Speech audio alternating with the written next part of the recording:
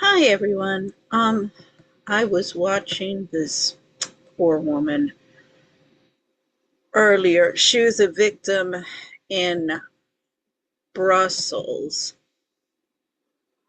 and trafficked Brussels, Holland, and then to the United States. Apparently, well, and then France as well.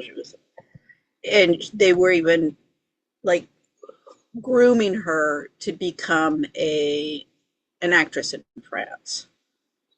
Now, one of my neighbors in Madrid, when my case started, her father is a producer, or was, excuse me, he's retired, was a producer in that world. And then another one of my neighbors, she was my neighbor in Madrid and again in Bogota, she's a Colombian model actress. So, canceled me like everybody else. I mean, the one the French woman, I mean her kids are her husband's French, so that there's no issue there. But the Colombian, her husband's Spanish, she's Colombian, and the immigrant problem in Spain is getting real bad. Nationalism is on the rise, and her kids. I mean, I've been telling all of these expats, all of these immigrants that I know, hey, y'all, what you are supporting, the system, the legal system that you are supporting, you have no rights. You're screwed. You've been complicit. I mean, liberal immigration policies have existed because the conservatives want cheap labor and the liberals want votes. I mean, the founding fathers restricted voting rights. Um, you had to own property. And one of the things they were afraid of was, you know, votes being bought with a pint of ale. Nowadays, it's a green card instead of a pint of ale, but the issue is the same. And I mean, I've been working, I know both the wealthy and the poor because I've been completely marginalized, thrown to the bottom of the heap, and only been able to get minimum wage jobs. And they stick me in the kitchen because I'm more competent than all the managers and the owners. And you can look at the live. I'm doing some um, videos with just notes and stuff like that, or for the business, the case study that I'm showing. I'm demonstrating how this is bad management and it creates bankruptcy companies. This country has been turned into a third world. And this is not, it's the Americans as much as the immigrants. So everybody is responsible, everybody's at fault. However, it's like, you go on vacation and you leave your keys with the kids, and you come back home and the place is being trashed. Well, your kids are going to be in trouble, and you're going to have to get down and clean up the goddamn mess. And all of their friends that they invited over are going to have to go home and clean up the mess in their homes. I mean, Ingrid and Astrid Betancourt from Colombia, you're going to take the lead. And Clemencia, she's the Clemencia Gregory Yanes. She's was my neighbor in Bogota. And like the Anna Winthrow of Bogota, of Colombia, the fashion Pilar Castaño, like she's the fashion editor or whatever. She don't know how to make clothes, but she's like because her mother was also a bigwig fashion editor. I did the family tree. I'm pretty sure her mother was a single mother, and that was very like hush hush. So anyway, Pilar Castaño is also, she's good friends with Ralph Lauren. My sister got her start in Telluride, Colorado, as celebrity chef to the stars, working for Ralph Lauren. My beef with Ralph Lauren is, excuse me, the people making your clothes are being exploited.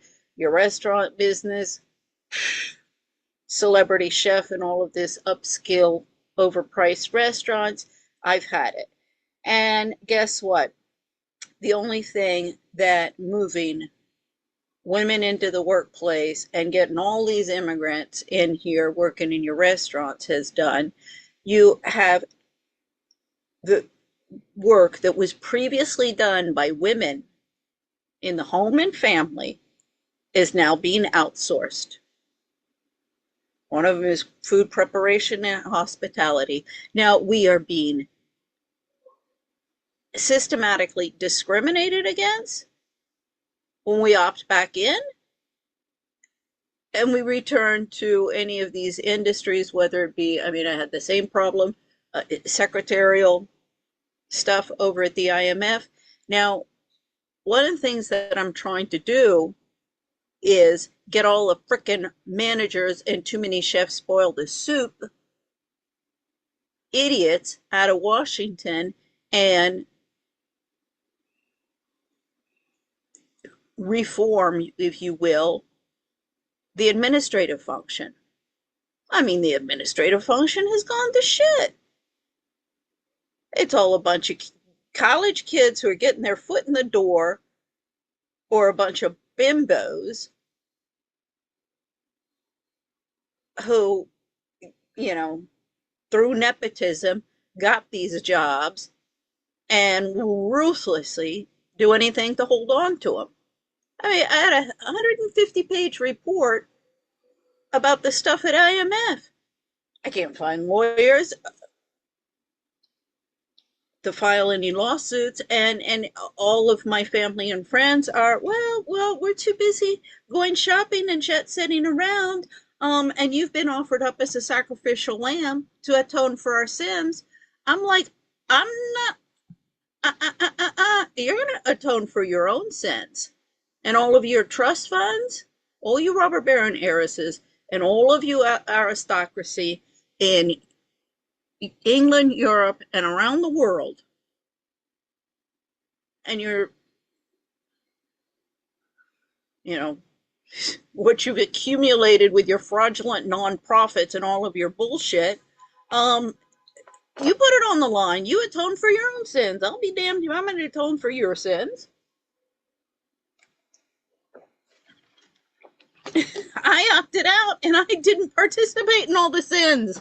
And that's why you're so damn mad, because you don't have any dirt on me and you can't come after me with any of it. Oh, I've made mistakes in my life. When this whole damn thing started with the courts in Spain and the lawyers picked a fight with me. I mean, it's not even, it's, what my husband did. I mean, Candace was just bitching about this. And she's going to find out how vicious the courts can be and how vicious the people can be who control the courts.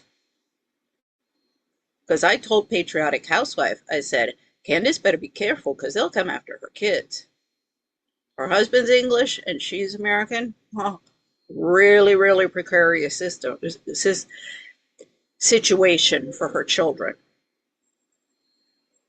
So anyway, she's bitching about the courts. I'm like, little girl, I've been trying to do something for 20 years. So you don't want to work together. You're yet another one. Yeah, you think you're God's gift to the world and you're going to become president or something like that. I don't know. Ingrid Betancourt, she thought she'd become president. Barbara Stone, she thought she'd become president. I'm trying to find somebody who's qualified to be president and is of good faith. And I'll tell you, it's like looking for a needle in a haystack. Why the frick do all these people want to be president? I can't think of a job that I would want less in this world. Now, I want to be the person puts the person in the White House. That's real power. That's much more power than being in the White House, I can assure you. See, this is what people do not understand how Washington works. They do not how power structures work. They think they become popular and game over. Everybody, it's a popularity contest and it's a prize to be won for their different factions. And this is why we're all going down. Oh, Lord. Okay. So, anyway, she's bitching about the courts, but I'm like, little girl, it's just starting. So I was listening to this woman. This is horrible, horrible, horrible. Um, but you know what? Before I start playing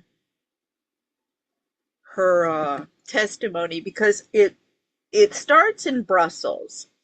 So she's the same age I am. So she was born in 1963, Brussels, to a single mother. Her mother obviously like really didn't want her and really resented. I mean, she said because she's like hypnosis or been, I don't know if they do it through hypnosis, but she's gone through therapy that helps her remember all of these things because it is. I mean, these you hear these stories and your heart just goes out to these people because just the horrific torture that they go through from the time they're young children. With her, this started at 6 years old. I have a lot of empathy for Virginia Giuffre, for example. She went through a lot of abuse, but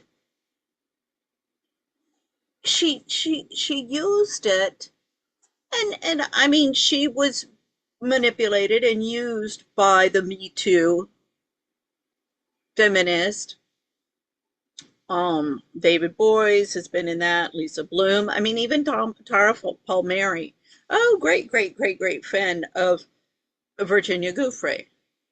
I'm like, and you've never, because there are people, there are victims of Epstein who are like, oh my God, Virginia Giuffre, she was worse than Ghislaine Maxwell. And this is what happened. I mean, almost all of these girls, it's like the Ponzi, or a pyramid scheme. You bring people in and you're going to get money for every person you get, bring in, you're going to get some money and you're going to get some money. So it's this continual recruitment system. So you become a victim, but you got to recruit. So most of these girls who are coming out and were victimized, and I mean, many of them found meal ticket husbands. They went on like Annie Farmer. She's had a lucrative, and she has a very dark and weird art. Very lucrative career as as an artist. Actresses and models, or they found these meal ticket husbands who are the CEOs of all of the tech companies that are destroying the country. So see, and then I'm despised, for example, or the trad wife, the trophy wife, or whatever, is despised and seen as a gold digging whore because we have so many sugar babies looking for their sugar daddy husbands.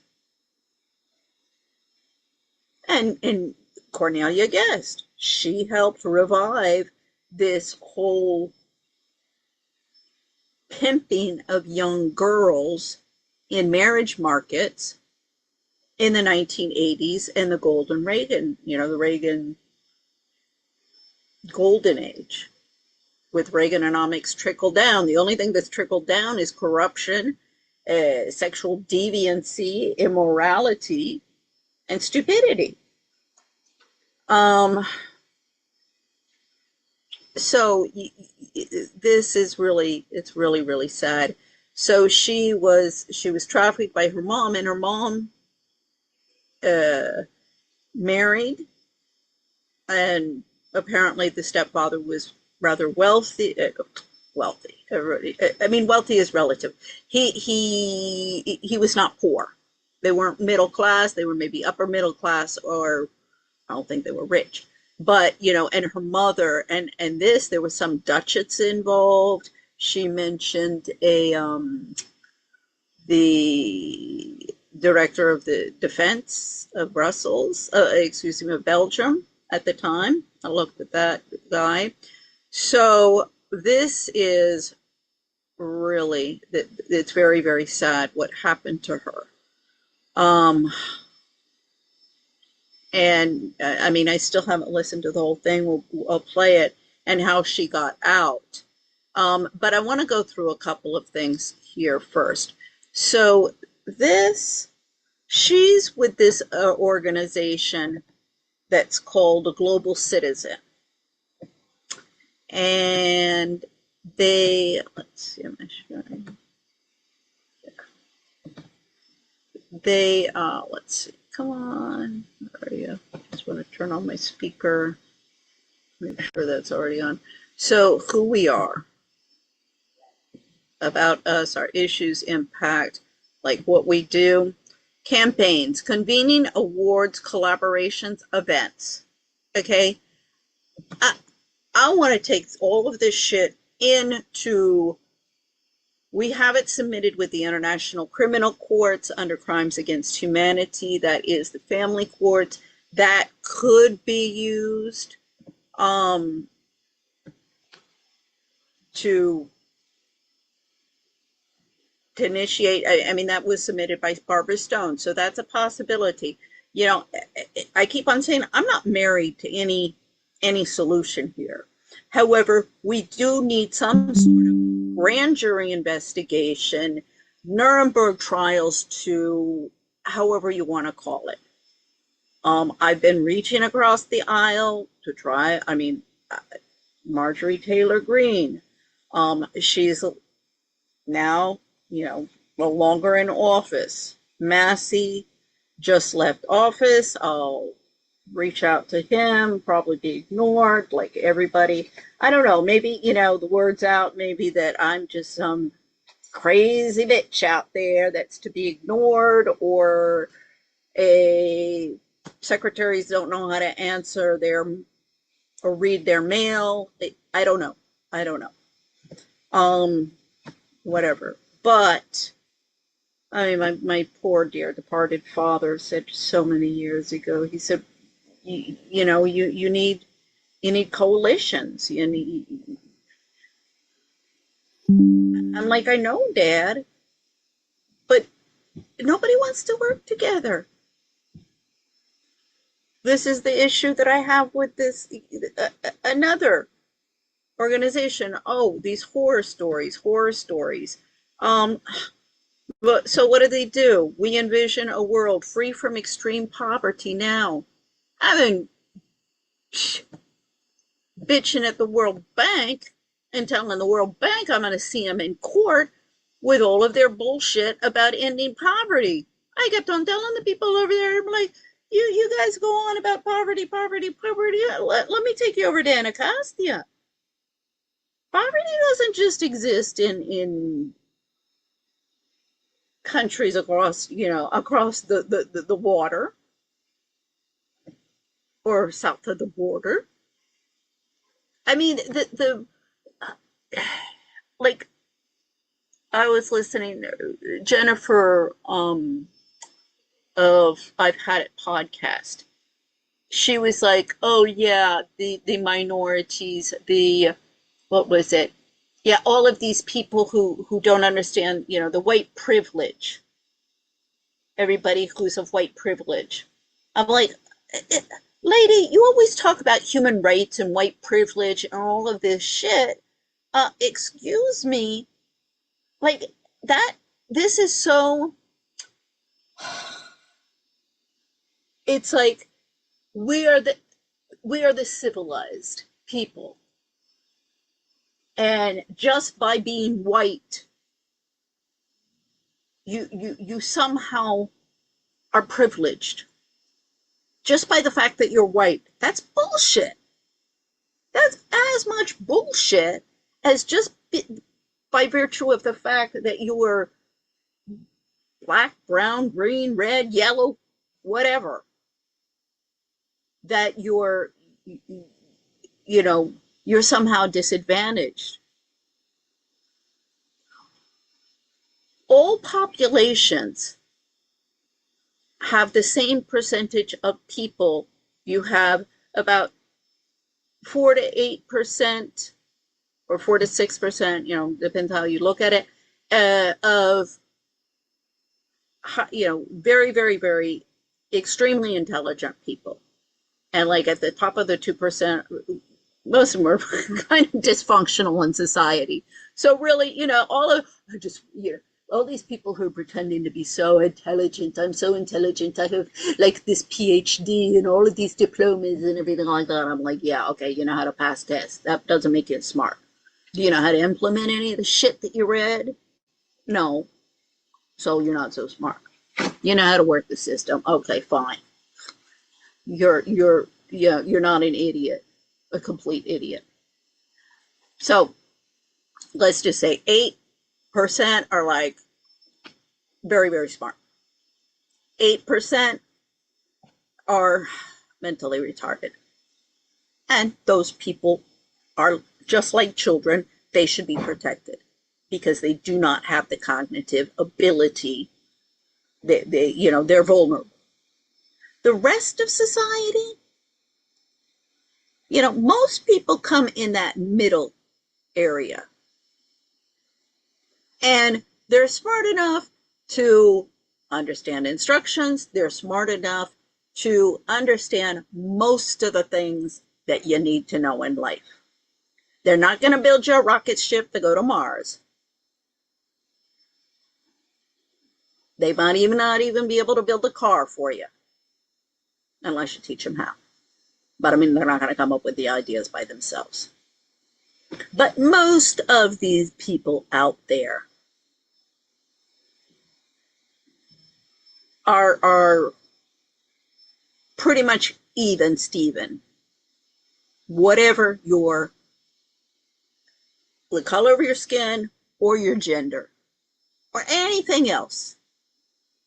So this thing of like one race being privileged because of the virtue of their color of their skin, or being underprivileged by the virtue of their color of their skin, is bullshit, and it's racist.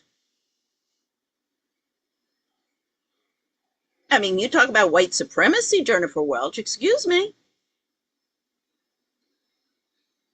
Now, as to being offered more advantages in life, for example, the whites in a white country are usually going to have more advantages than the minorities. They have more networks, they've been here longer, and some of them will have risen to the top. Now, if it's an honest society, those who have risen to the top will be honorable people. If it's a dishonest society, they will be bad people. Well, since the robber barons usurped powers from the founding fathers in the 1800s, we've had a bad society for the whites. And all of the minorities who have joined in, jumped on the bandwagon, same thing applies for Europe. Same can of worms. Oh, we're going to come in, and this wonderful country that you've produced with your hard work, we're going to come in and we're going to party hardy. Well, there I contradict myself, because this wonderful country that you've produced, no, this exploitative country that you've produced, and then you ease your conscience by favoritism for minorities, who then target your white cousins who have been canceled in hate crimes. That's how it's working. And to say that that's not the case is because you're not paying attention. Look at my videos.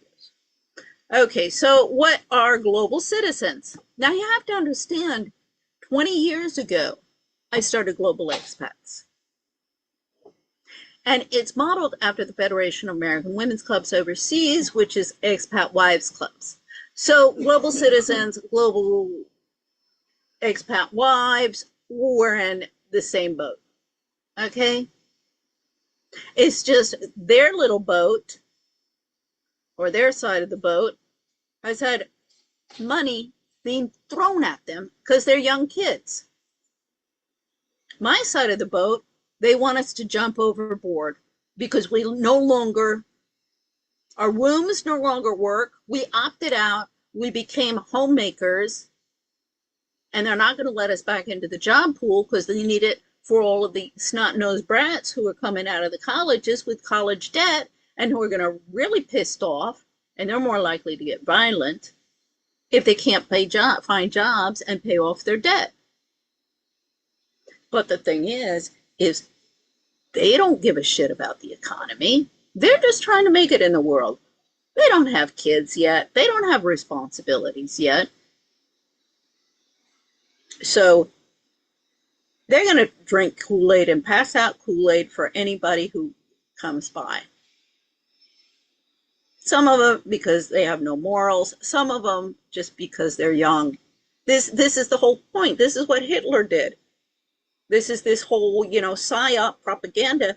Since Hitler, Stalin embraced it. Everybody embraced it. Particularly the Americans. Look at Dark Money by Jane Meyer.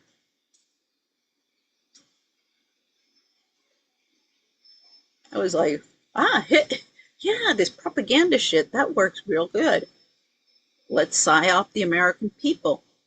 Let the CIA in here. Let's apply all of these things. You'll see this poor girl. I mean, they really did a number on this poor girl. This is the typical psyop. You do it a 6-year-old. You can do it to a 20-year-old or a 30-year-old. Thing is the younger you get them, the easier it is to manipulate them and control them. So, as a core belief, being a global citizen means believing that extreme poverty can be eliminated, that the resources to end it can be mobilized if enough people take action. Now, I agree with that. What's their plan? I got a detailed plan.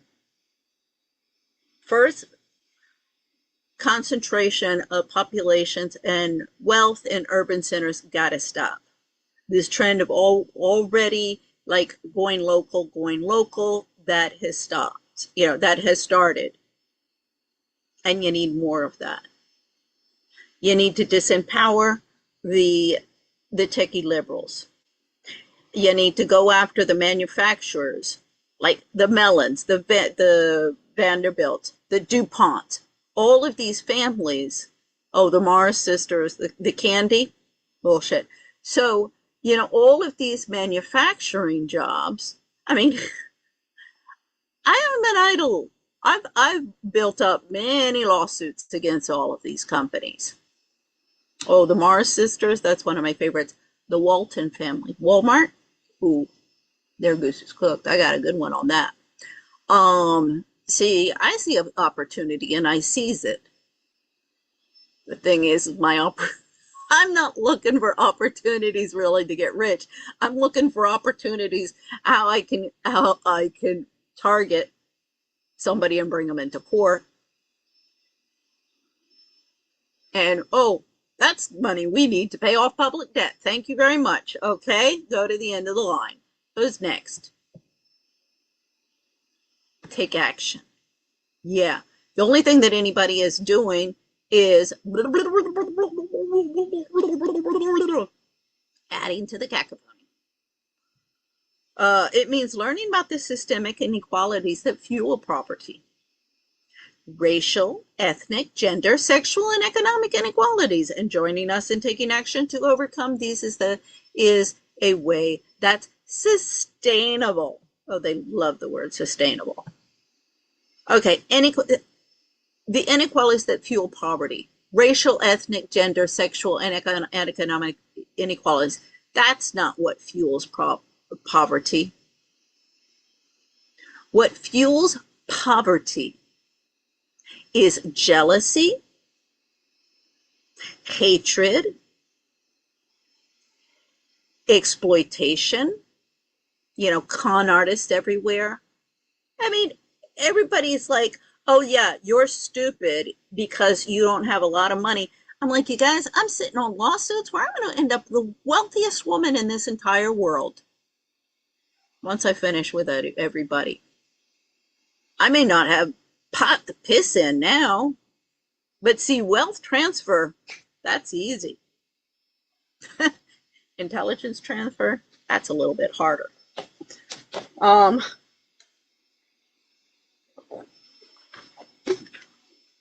so, I mean, one of the things that I learned from my life, believe me, people can come in and take everything that you have like that.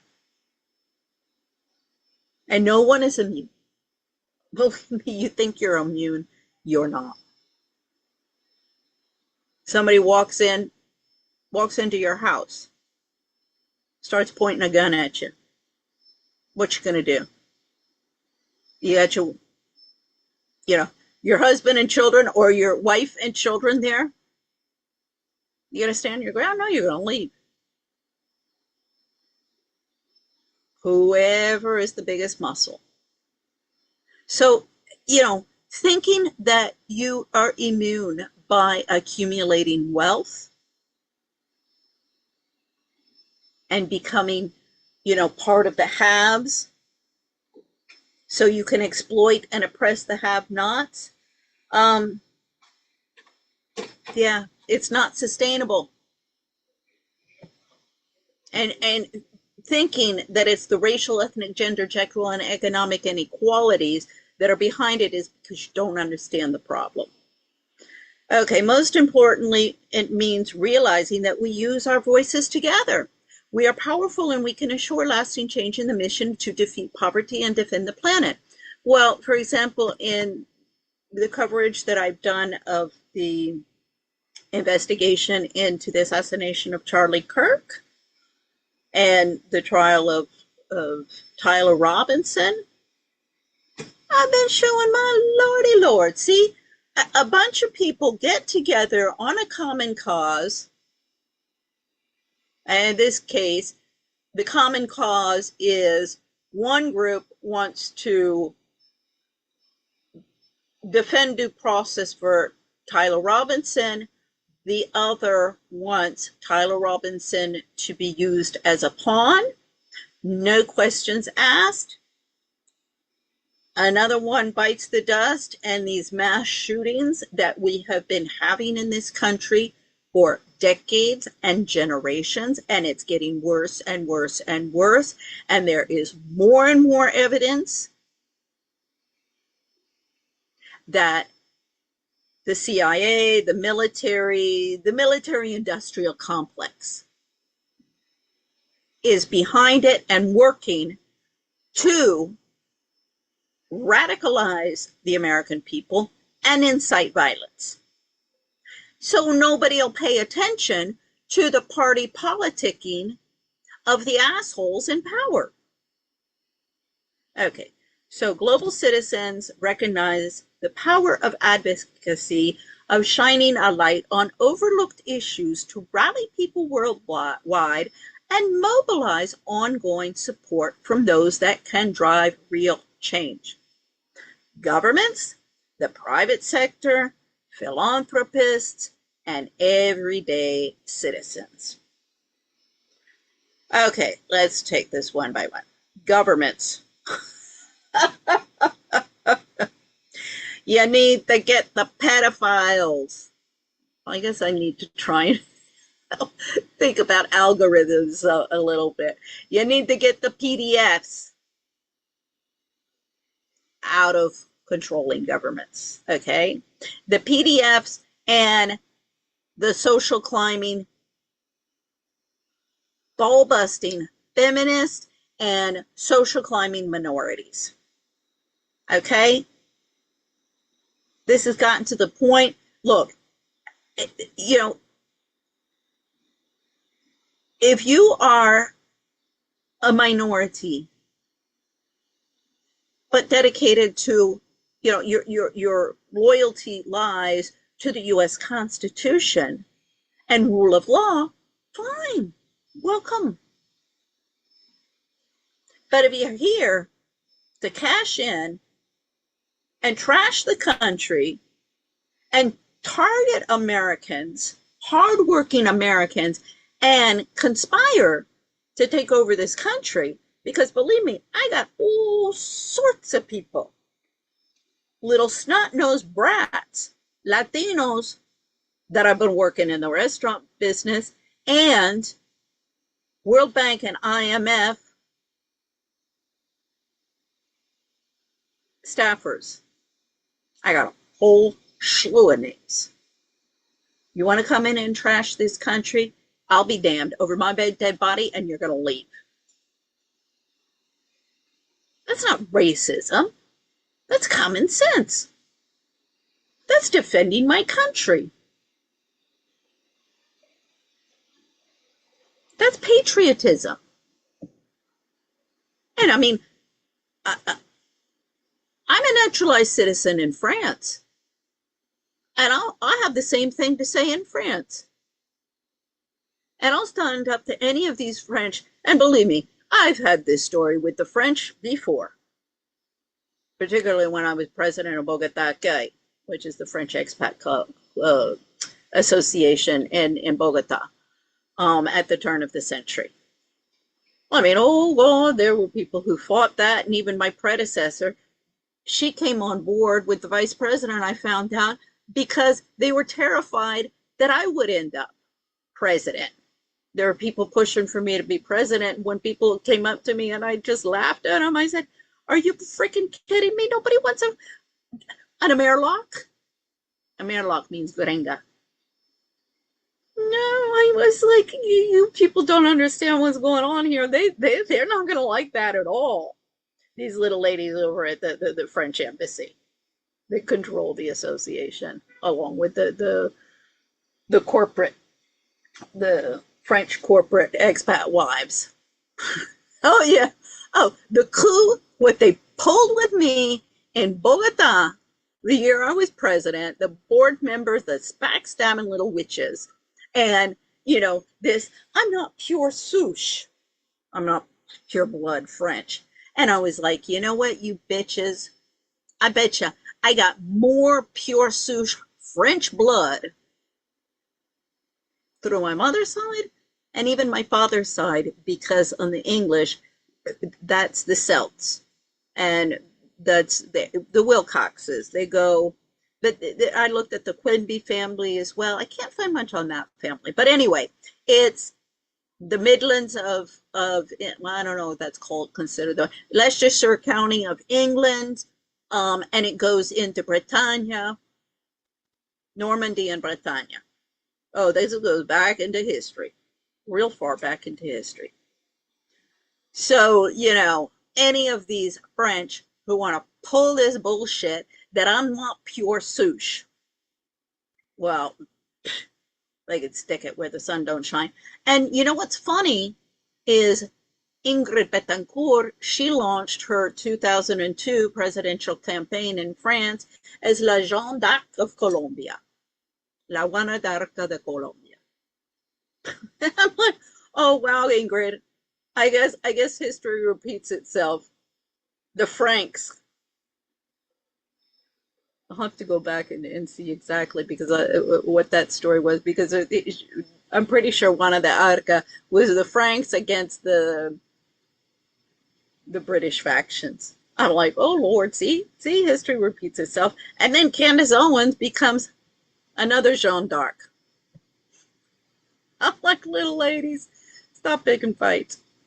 Anyway, how do we create change? Okay. The Global Citizen Platform mobilizes millions of people and convenes across sectors, business, entertainment, policy, government, philanthropy, to drive tangible policy change and financial investments to defeat poverty and defend the planet. Our advocacy platform encompasses a broad range of impact activities such as campaigns. Global Citizen is a platform that millions of people around the world use to help achieve the end of extreme poverty. Convening, we convene leaders across sectors to address the world's challenges through discussion and impactful action. Awards. We award and support world-changing advocates and social entrepreneurs to amplify and scale their work to end extreme poverty. Collaboration. We collaborate with world-leading artists. Oh, God. The artists in there. Brand and organizations to create new ways to learn and take action to end extreme poverty. Okay. One of the projects that I was involved in, right before leaving Bogota, and I even told the woman, she said, I was like, well, what's the objective here? To go and see, it was to visit Padre Nicolo.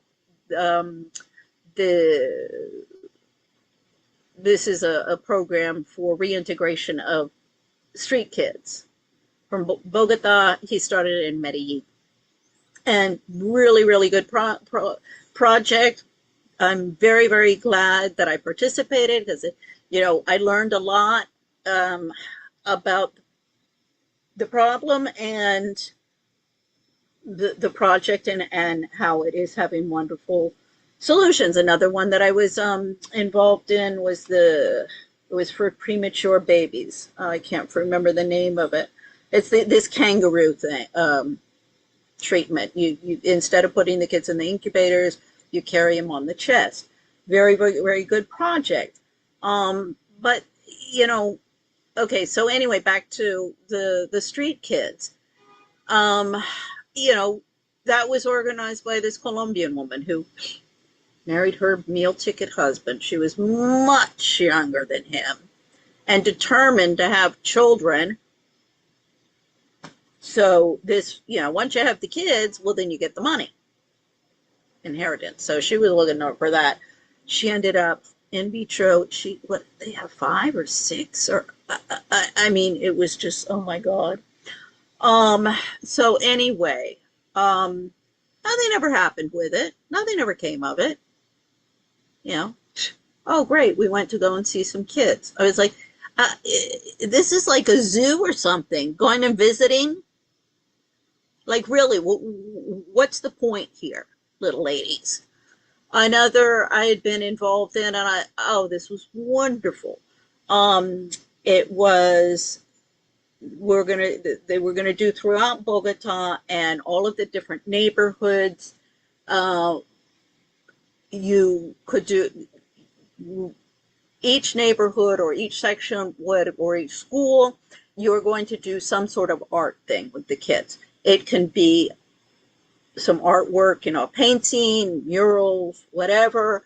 It can be plays. It can be something, and everybody's going to participate. Like some of the wealthier neighborhoods, if they needed supplies, we would go around and get supplies from people.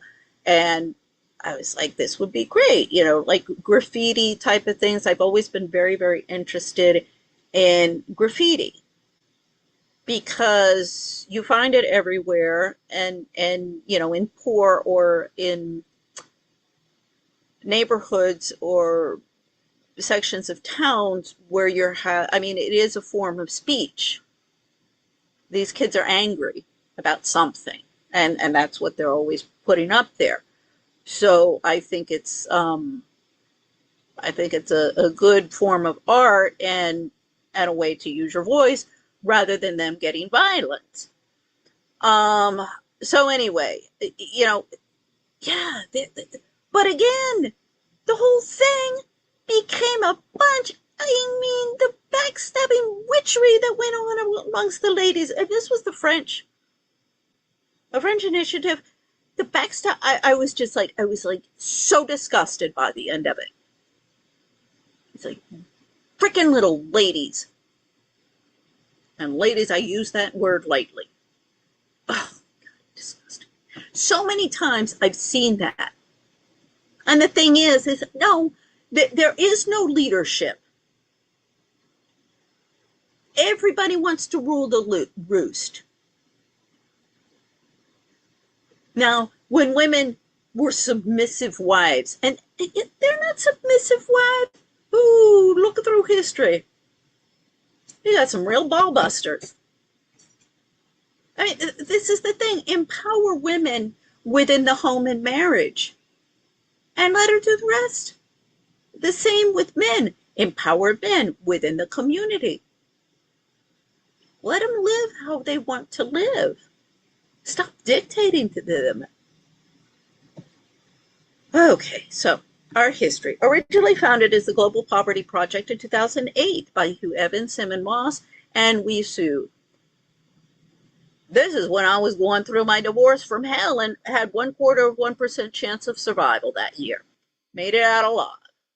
I don't think any of these kids would have made it out alive. Was co-founded as a platform with Michael Sheldrick and Ryan Gall in 2012. See, another platform. The organization is now headquartered in New York with offices in Canada, South Africa, Nigeria, Australia, Germany, and the United Kingdom. Oh, yeah. Okay. Australia, things are going to shit. Germany, things are going to shit. The UK, things are going to shit.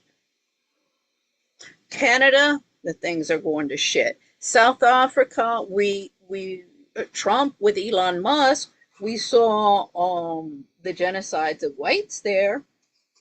Yeah, so things are not going too good there either. Nigeria, I'm not positive, but I'm sure that's not too hot.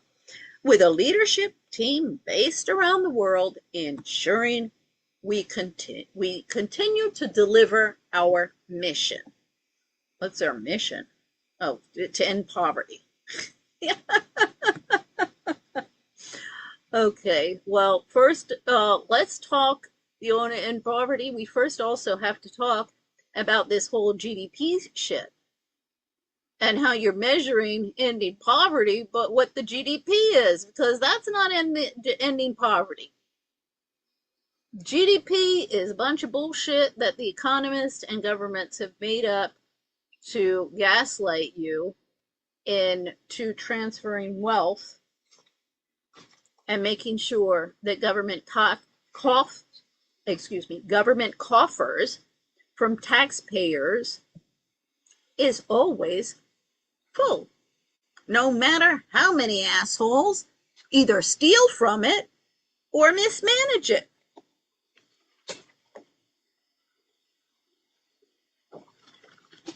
That's the truth of the matter. So there are issues. Defeat poverty, defend the planet. The world's poorest people contribute the least but suffer the most from climate crisis. Okay, so this thing is all over the map of woke illiberalism. Defeat poverty. Over 700 million people in our world currently live in extreme poverty. With collective action, we can change this. No, the Orwellian future that these kids are promoting, while, saying that they're going to save the world, is out of control. So learn more, get involved, take action. Global citizens now? What the fuck is this? Okay. What is a global citizen now?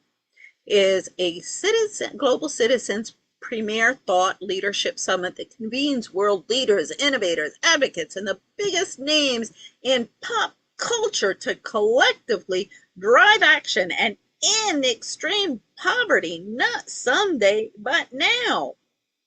Wait a second. To end poverty, we need to produce jobs for the poor. We need to address the problems of infrastructure. We need manufacturing jobs. We need food production jobs. Huh. How are they ending poverty by giving the biggest names in pop culture a voice on a podium? I wonder how that's supposed to work. I'm not really sure how that translates. Putting people up on a podium who have overinflated egos, they might be a comedian who make people laugh, that's good. But what we need with that money that we're using to pay them and produce that big party, we could be giving to businesses to construct roads, to make clean, our water systems clean so that our food supply is better. I do believe we should probably give it to the manufacturing and the infrastructure rather than the hot air podium people. Just a thought. So, Global Citizen democratizes these catalytic conversations between the brightest minds and most influential decision makers by making these moments available online to global citizens everywhere. Global Citizen Now events dive into what's working and what isn't, and uncover what is needed now to build a prosperous and sustainable future for all. Oh, God. I think I want to vomit. These type of organizations, a dime a dozen in Washington, London, Paris, Madrid, even find them popping up in Bogota, everywhere. It's all propaganda. And nonprofits, organizations, oh, we're going to see that, in order to produce jobs for the snot-nosed brats coming out of college. Oh, May 14th. This is, let's see, learn more. Unfortunately, we missed this one. Ideas for urgent action. May 14th. Spring Studio, New York City. Let's see, participants. Oh, let's see who's participating. Adam Lambert, an artist, actor, global citizen ambassador. Amy Bonipatibus, Chief Corporate Affairs Officer, PayPal. Oh, PayPal's in here. Anushka Sinha, social entrepreneur, human rights activist, and founder, executive director, and chief impact officer, Anupam Foundation.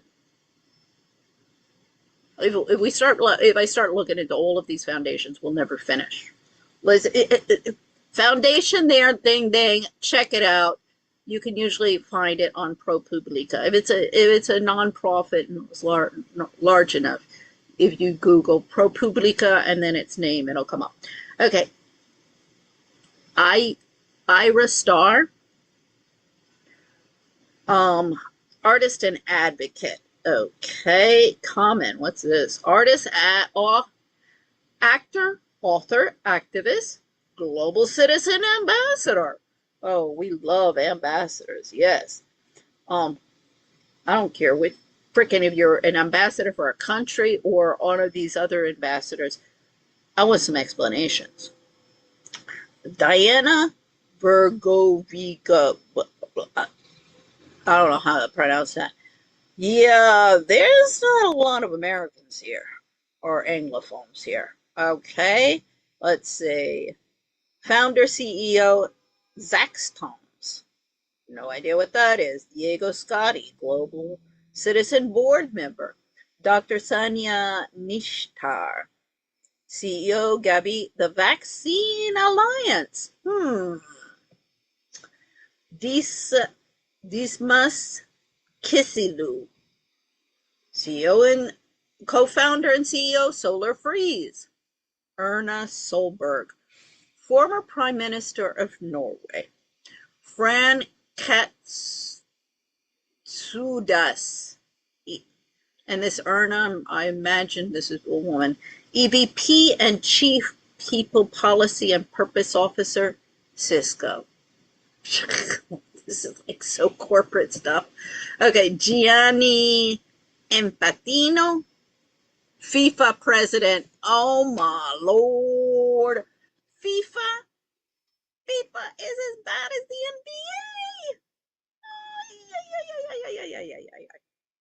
NBA. Okay.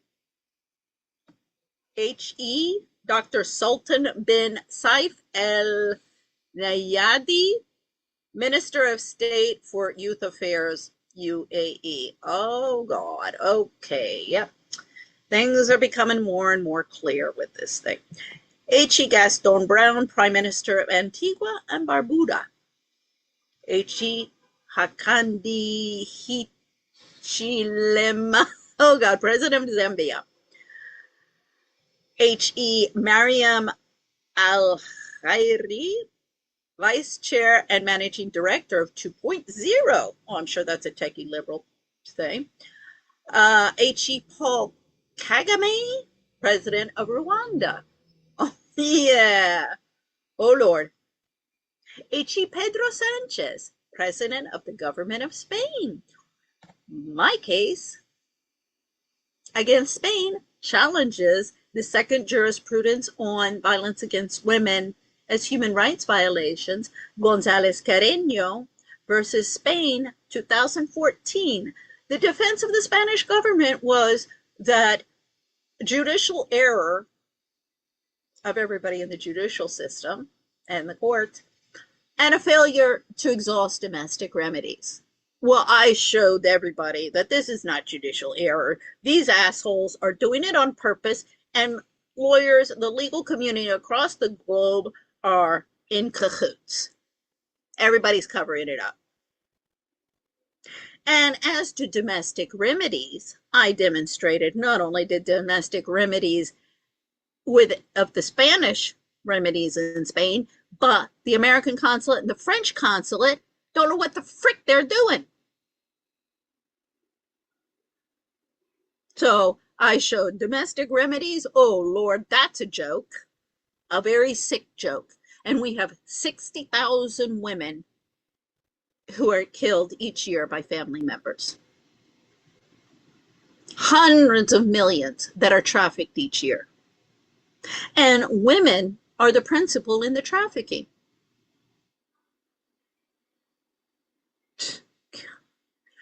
Hugh Evans, CEO and co-founder, Global Citizen. Hugh Jackman, isn't he an actor? I think he's actually a pretty good actor. I like him as an actor, but I think, ooh, if this is the one that I'm thinking about, ooh, yeah, buddy, you're a real piece of work. See, pretty faces.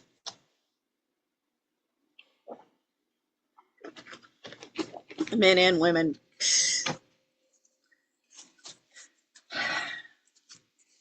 Not so pretty underneath.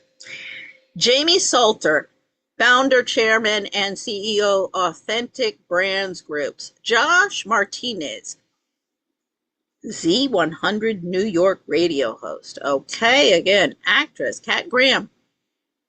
Oh, well, there's an American name. Actress, singer, humanitarian.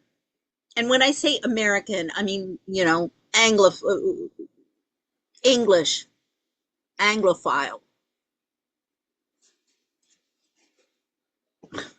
I remember when I came back to the States and my mother asked me, well, did you, are you using your maiden name or are you using your married name? I mean, if I kept it as Gonzalez, although Quenby Gonzalez, in the United States, they'd be like, what? Quenby Gonzalez? Was like, it's actually because technically I'm Gonzalez in Spain. According to the Americans, my ex is Gonzalez de Alcala. So, I could have used, but no, I mean, you know, here I'm known as Quenby Wilcox. Also, I was divorced. This whole thing about the names and you know, you lose your identity because you take on your husband's name. I was like, I don't get it, people. My identity didn't change when I got married or when I got divorced. Looked in the mirror, still the same person looking back at me. Okay.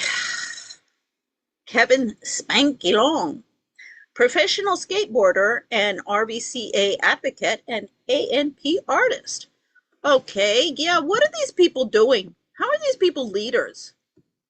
Crystal, oh Lord, I'm not even going to try that. Okay, Research and Outreach Associate, Uganda Virus Research Institute, target malaria. Okay, yeah, this is definitely corporate. So, well, oh my goodness. Okay, let's go through this real quick. Okay, Lee Varadkar, Prime Minister of Ireland, award-winning chef, restaurateur, author, activist Marcus Samuelsson. Yeah, okay.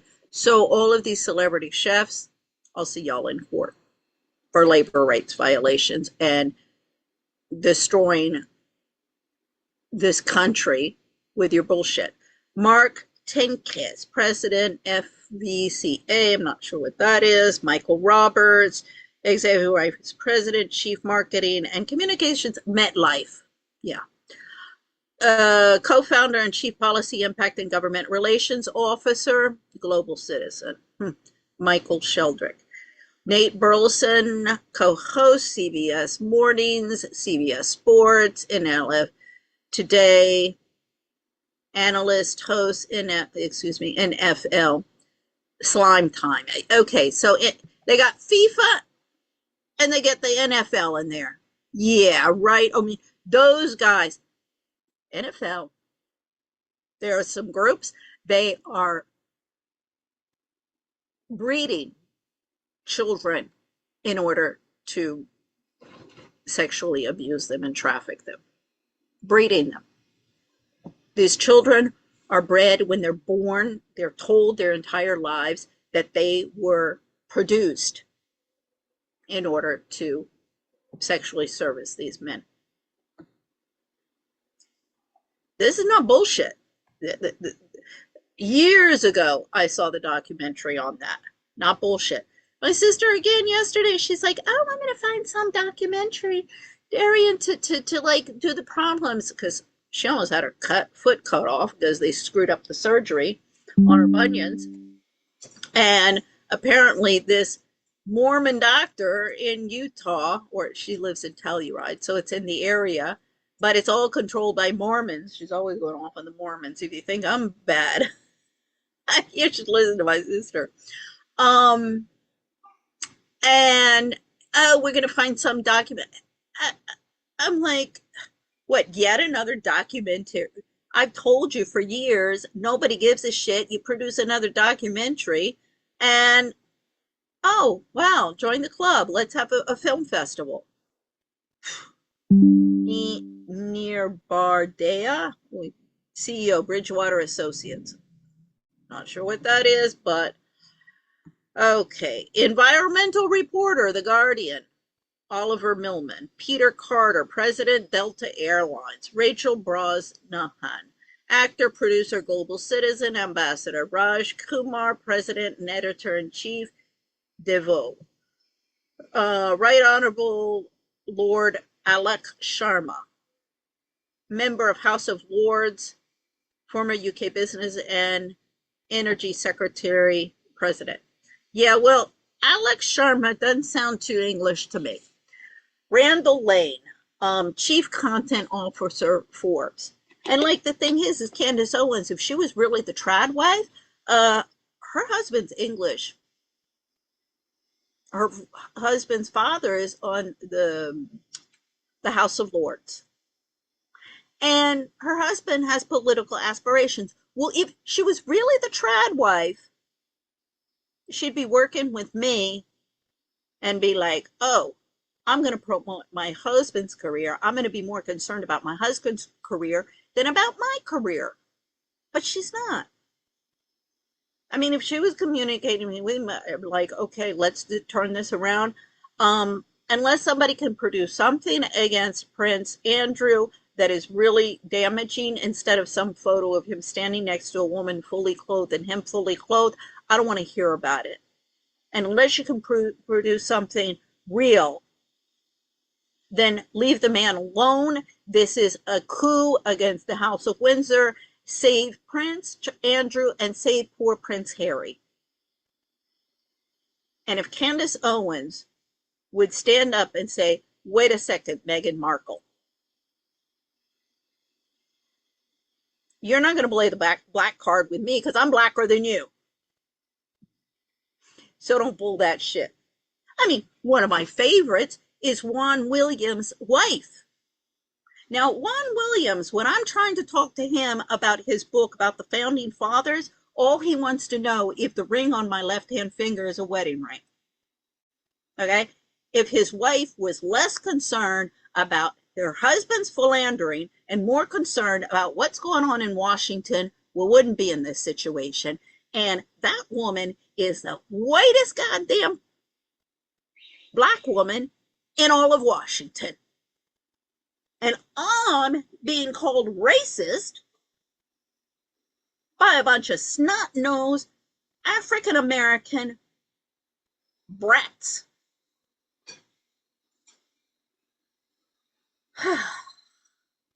I mean, this town is out of control. And then we got KKK, the new KKK, Kerry Kennedy clan, at the lead with the Catholics. You know, Candace, you want to jump on that bandwagon? I really am getting pissed off with her. Because, I mean, I don't want anything bad to happen to anybody. But if you're going to become a parasite on society and just want to play prima donna, well, join the line of people that I want to see in court. I've lost 20 freaking years of my life. And there are millions of people who have been trafficked, who have been killed, who have been raped, who have been tortured. And it's going on every day. The numbers keep on mounting. Now, if anybody can tell me where I'm wrong and where I want to see everybody in court, how I put this together, you know, I'm good. Let's discuss. I'm good. Ask me any questions you want. And if you have any suggestions of how we can proceed in any other way, you just tell me what you need help with.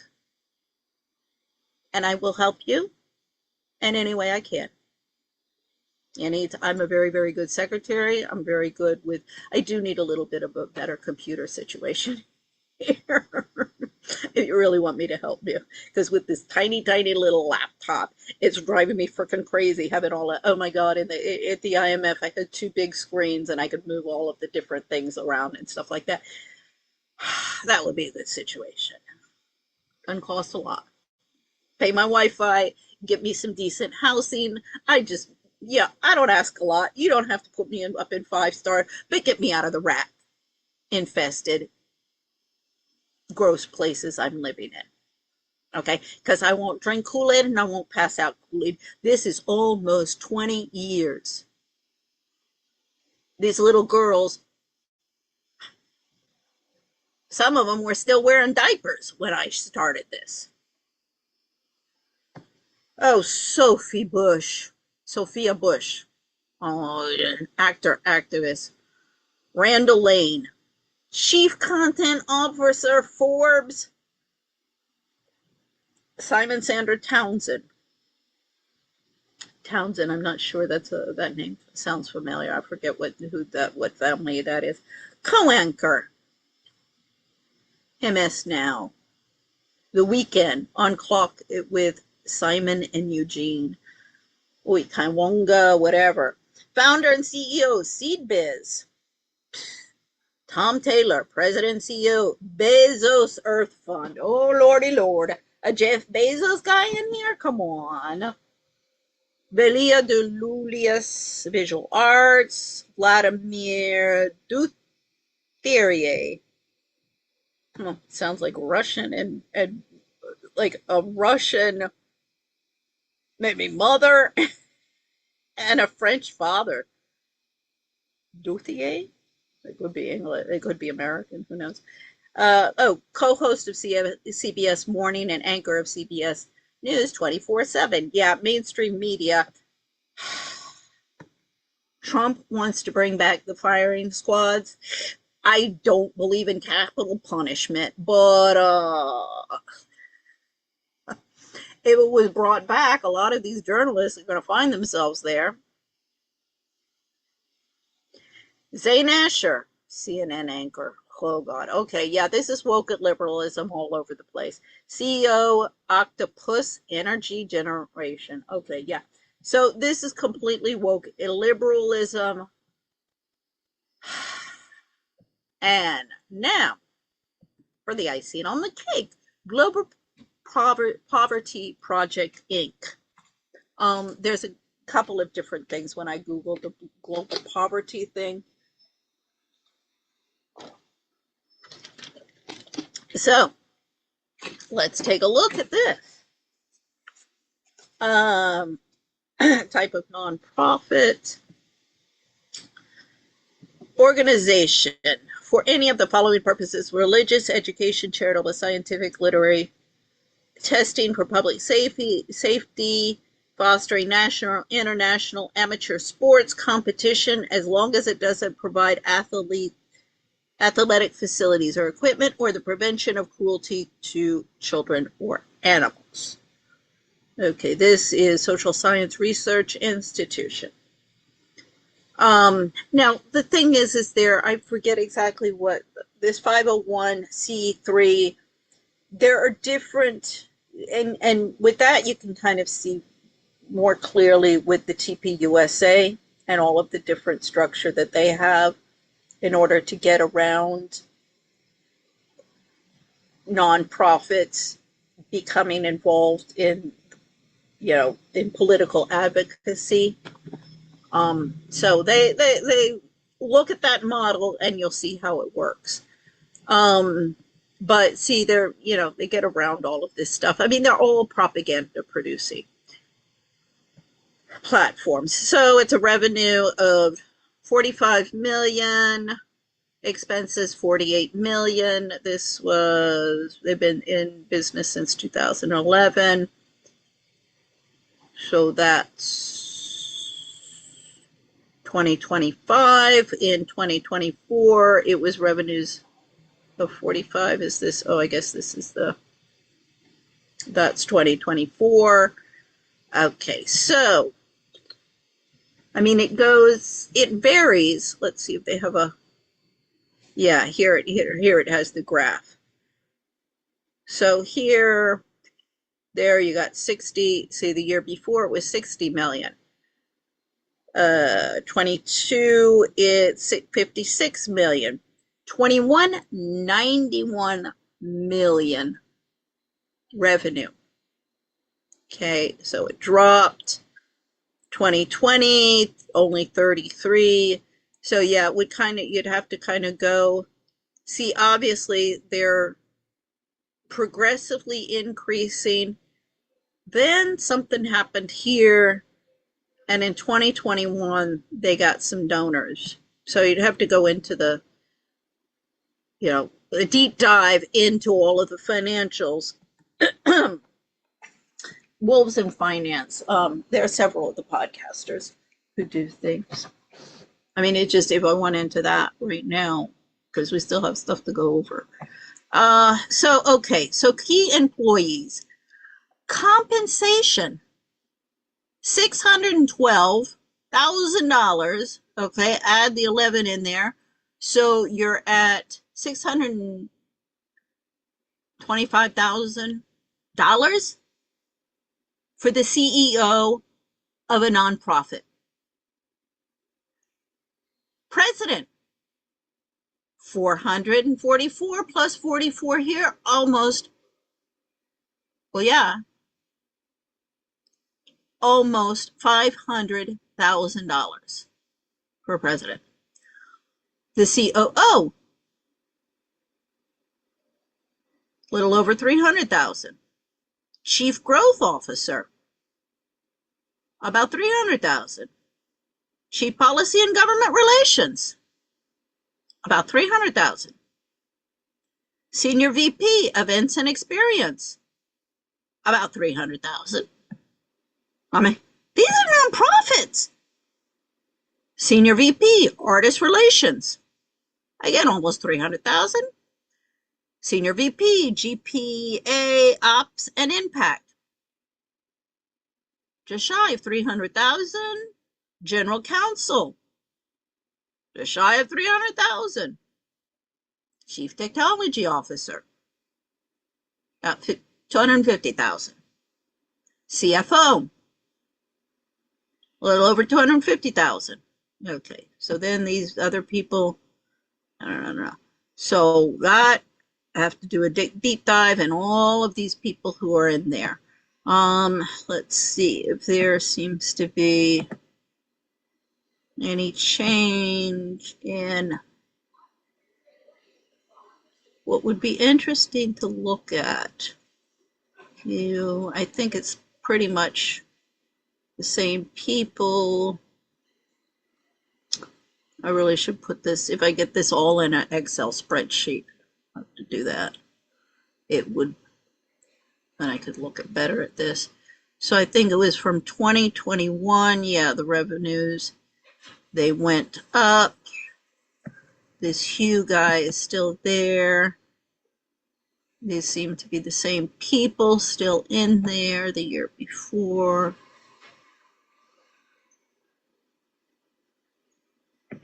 Oh, see?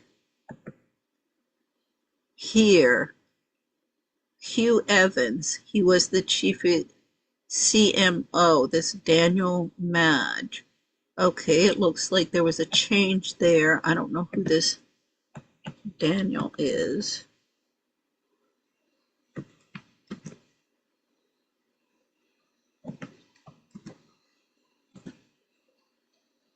Okay.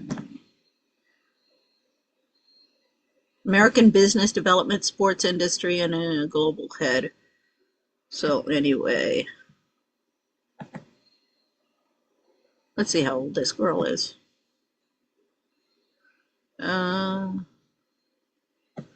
She obtained a bachelor degree in 1990. She joined NBA Entertainment. Okay, so doesn't say when she was born, but if she's getting out of college around 1990, well, she was born 1970. She looks younger than that. I don't know. Maybe around 1980 she was born or something. I darn 1963. Okay. Now the thing is, my issue is, okay, y'all, you're going to have to demonstrate to me that I'm making minimum wage. Okay. Now, with what you're producing in poverty reduction, with all the money that you're making, can you justify that difference in income from some pissed off mom who's making minimum wage and who does this on her free time? That's what's going to have to be demonstrated. That you are more competent and efficient and better at poverty reduction than me. Screw y'all. I played hardball. I played hardball. Okay, so, she was in there because this is Hugh Evans again, same kind of guy. Okay, so, yeah, we'll have to look at, let's just see who started this. Hugh Evans again, he was there 2013. So it looks like he was there from the beginning.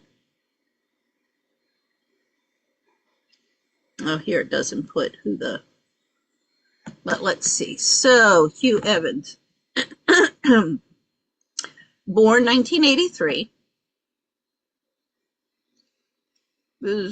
I'm graduating from college. I mean, 85 was, but an Australian humanitarian. So I don't know what exactly he's done to be a humanitarian. Let's see. Because, I mean, this guy's been raking it in. Tons of money. Okay. He's a co-founder of the Oak Tree Foundation, an Australian-based non-government organization that specializes in international youth development. Their purpose is to lead demand and create a more just world. Founded in 2003, the organization is run by young people aged 16 to 26 and overseen by an advisory board. So, yeah, global citizens, you're going to have to show, how effective have you been? How much money have you been spending since 2003? And how effective have you been in achieving your goals? I don't think it's going to be very good. Okay, formerly called Global Poverty Project. I mean, my favorite is Ariana Huffington. She's also at something like that, Global Citizens or something like that. She's going to have a lot of explaining to do. An executive producer of One World, Together at Home, and a Global Citizen Live. He has received domestic and international accolades for his work in promoting youth advocacy and volunteerism in order to reduce extreme poverty in developing countries. He gets all sorts of rewards, and I get targeted in hate crimes and discrimination by the World Bank and the IMF, while he's ka-ching, ka-ching, ka-ching, becoming rich and famous. Evans grew up in the Kew. I think that's how Kew is a suburb of Melbourne, with brothers Nicholas Evans in an eastern suburb of Melbourne, and was educated at Curry Baptist Grammar School, where age 12 he participated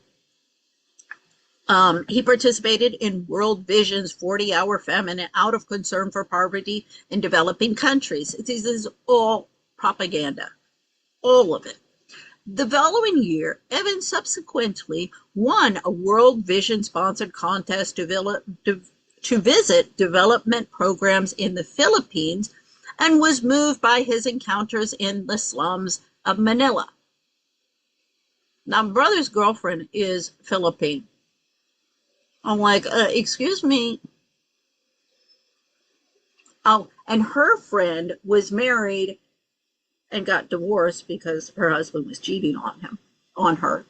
But she was married to the son of Ambassador Ann Patterson to Colombia the year that I was there. Well, I'm trying to get the embassies to do their frickin' jobs while these little Philippine girls are coming in here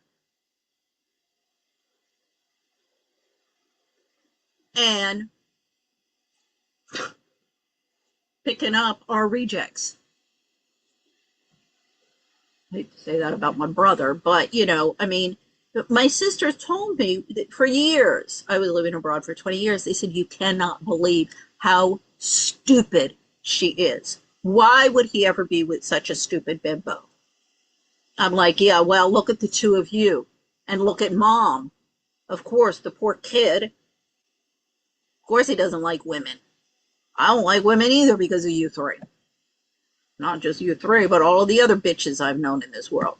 So the following year, Evans subsequently won, I've already done that, Philippines. Evans went on to exchange Woodstock School. I mean, I've told my brother and his girlfriend, I'm like, y'all, the norms that you are setting here Oh, oh, not only the Philippines, but all of these Asian women. Oh my God, when I saw Bobby Kennedy's VP pick was that Shanahan girl, I was like, you gotta be kidding me. You gotta be kidding me. Stupid idiot. In the Himalayas in India 2 years later, recalling his experience from notes in his memoirs at the time of his return. The greatest injustice I witnessed this year happened not when comparing the poor of India to the rich of India, but upon arriving home. I couldn't understand why we, as Australians, are so determined, even to the point of complaining, to get the latest mobile phone.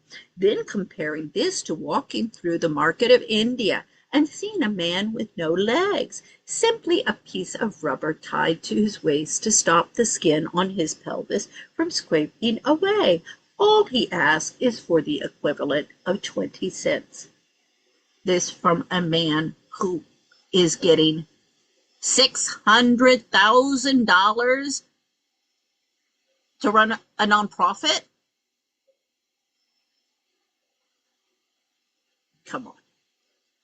A further trip to the rural valley communities of the KwaZulu-Natal province in South Africa, I don't know if I said that right, where he volunteered as a youth ambassador with World Vision, saw him return to Melbourne in 2003, moved to bring about social change. Yeah, is he aware of how the white farmers, there's a genocide against the white farmers in South Africa now? In 2008, Evans graduated with a law and science degree from Monash University. Where the frick is this university? It's a public research university based in Melbourne. Okay, well, yeah, another university that needs to be looked into. What the frick are you teaching these kids? Okay, the Oak Tree Foundation. In 2003, Evans, together with Nicholas McKay, established the Oak Tree Foundation, an Australian-based non-government organization that provides aid and development to countries in need across the Asia Pacific and African regions. Again, let's focus the attention on the third world countries so they won't notice the shit show we got going on in at home. Oak Tree is run by young people aged 16 to 26, overseen by an advisory board, and has since grown into an effective vehicle. Effective? Yeah, right. For youth advocacy in Australia, providing for education in developing countries. Evans was the inaugural chief executive officer, standing down in 2008, and continues with the Oak Foundation in an advisory capacity. Yeah. All right, that's another foundation we got to look into.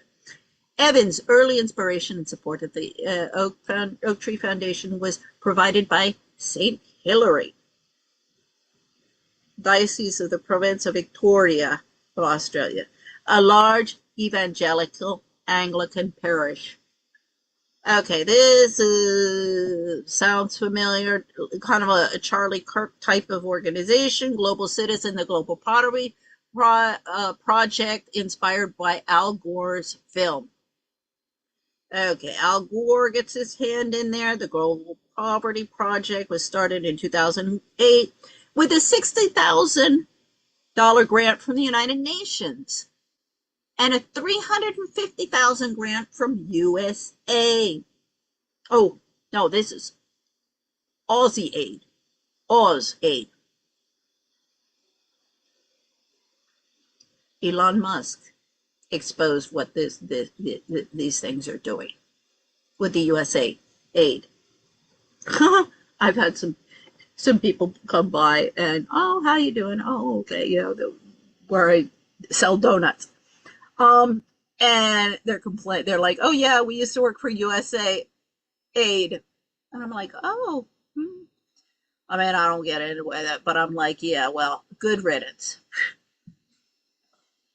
You have to understand, I have been back in DC for 18 16 years, knocking at doors at all of the nonprofits, going person by person. Oh, you're involved. You were a victim. You're starting a nonprofit. Can we work together? Can we talk? I don't have all the answers. And if anybody who has known me in my life, now a lot of people don't like me, but because I always have to be doing something. But I don't think you'll find anybody who says that I'm a mean-spirited person or that it's somebody that you can't trust.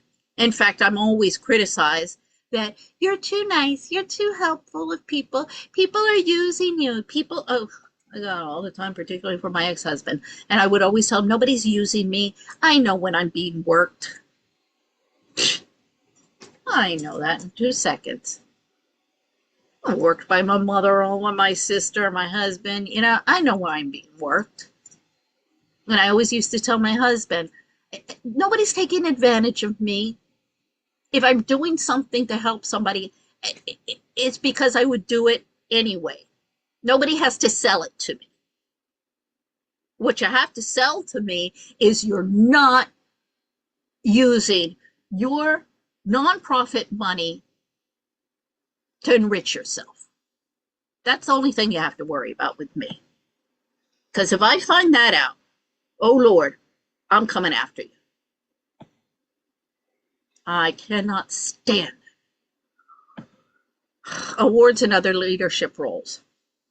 Okay, in 2001, Evans was one of the 16 Australian representatives to participate in the Hague International Model United Nations held in the Hague, Netherlands. Woo! United Nations, Hague. You mentioned those. Oh, God. Yeah, okay. We know we're in enemy territory. Okay, 2003, he was awarded the Young Victorian of the Year. Oh, yes, slap on the awards. Slap on the awards. Okay. Yeah, lots and lots of awards. Pump this guy's overinflated ego with all sorts of bullshit. This is the problem with Trump. Okay. Um, Here's another one of this, the CEO, Simon Moss. Let's see.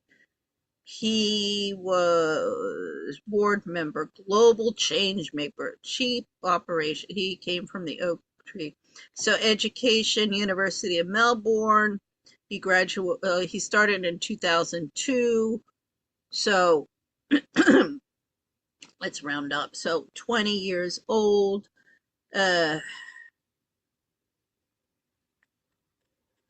So you're looking at about 1980, 80.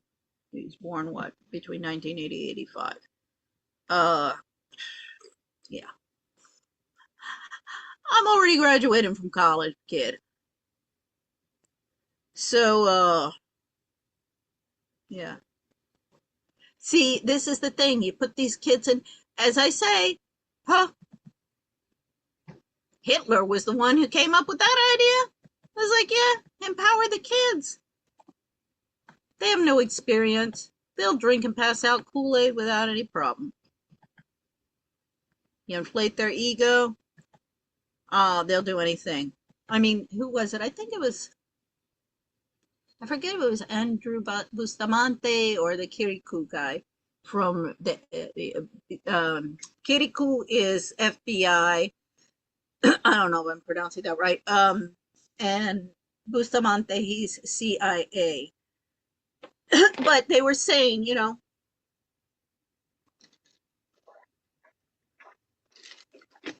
um, one of the things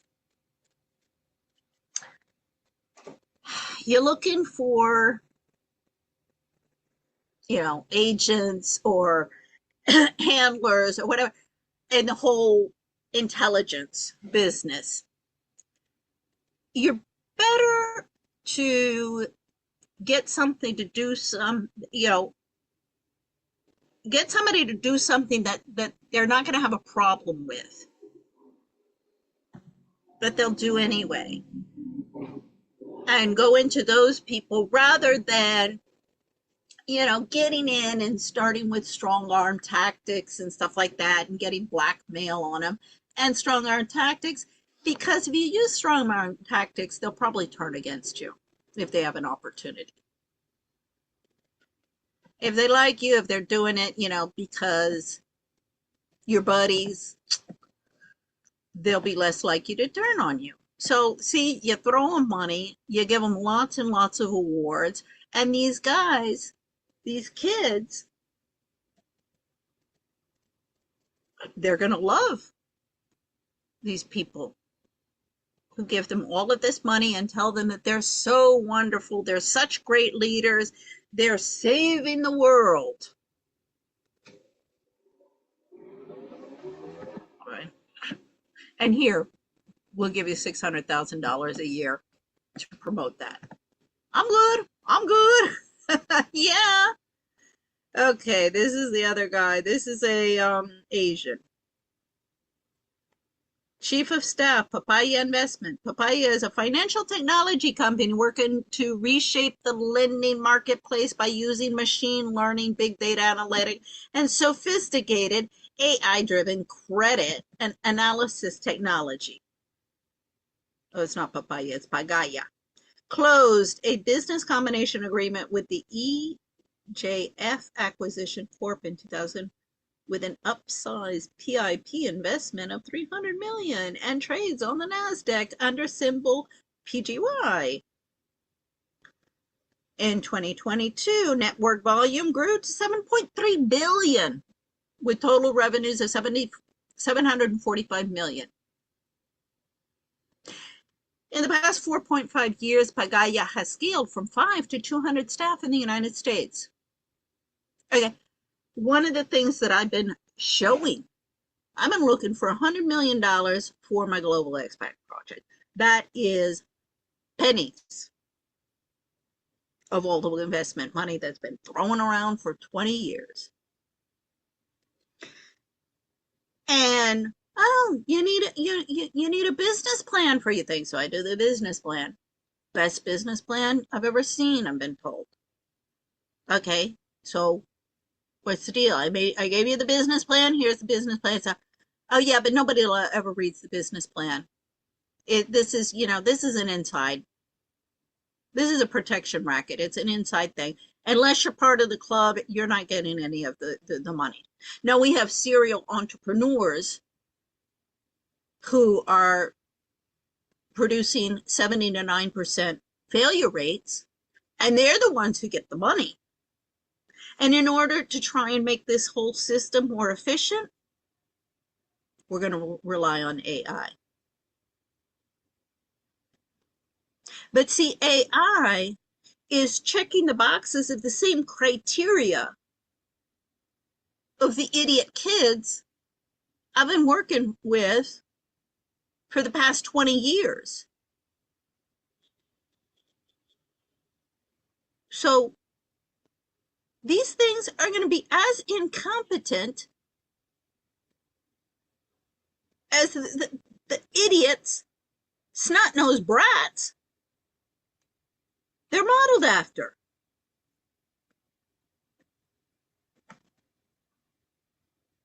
I mean, it's just the whole investment community. I keep on explaining to everybody your trickle down, your SDGs, your sustainable development goals are going to produce the same income inequality, the same problems, violence and poverty and all sorts of problems, social unrest, everything, as Reaganomics trickled down for the same reasons.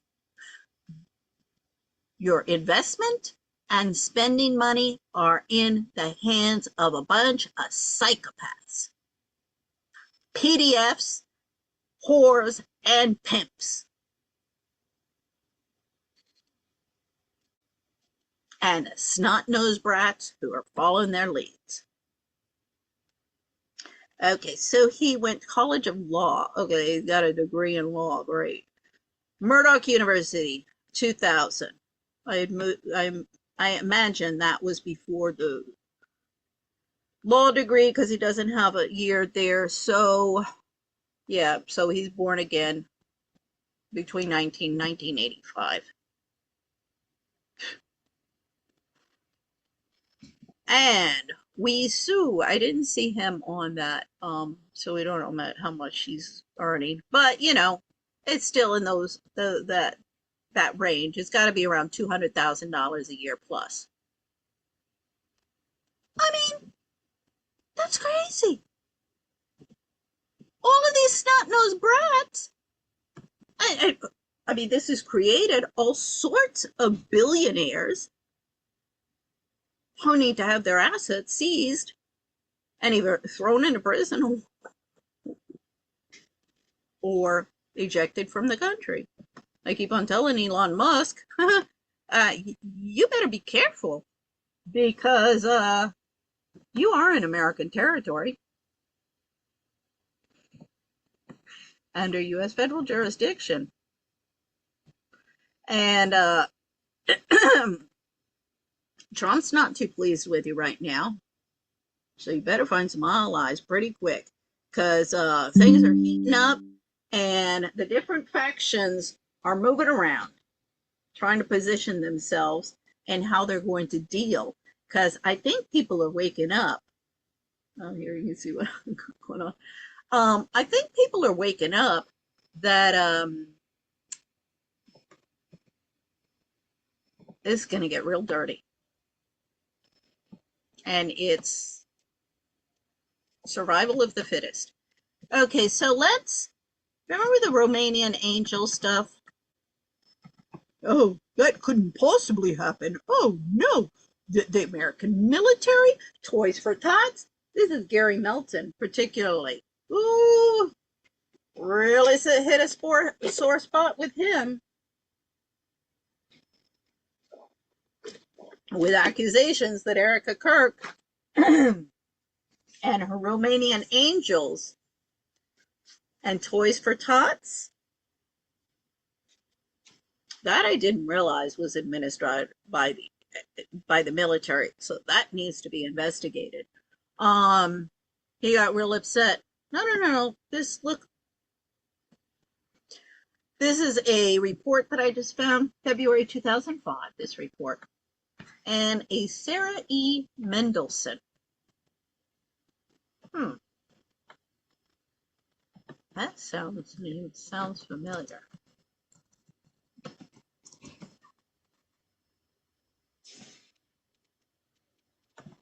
Don't tell me she went to Foxcroft.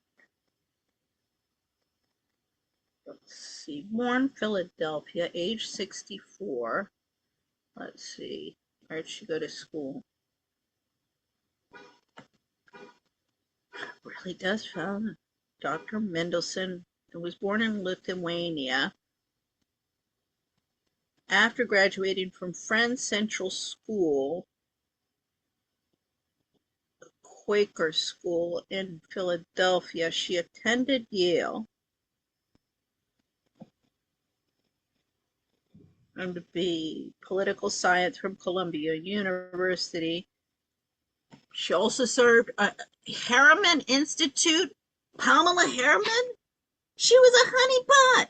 Her first husband was a Churchill.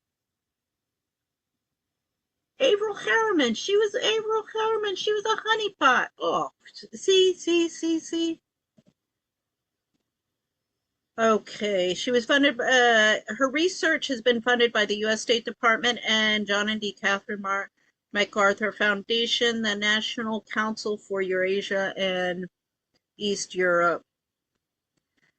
Professional work has focused on democracy and human rights. I'm sure she is from Foxcroft. That name sounds so familiar. And my mind is associating it with Foxcroft. She was in my sister's class.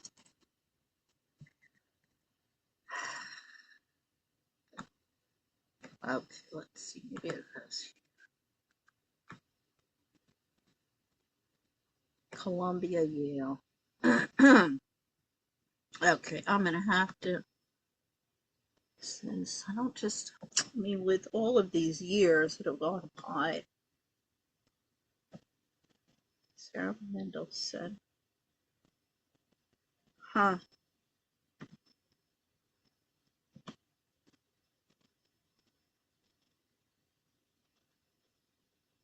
Went to Carnegie Mellon Friends Central School,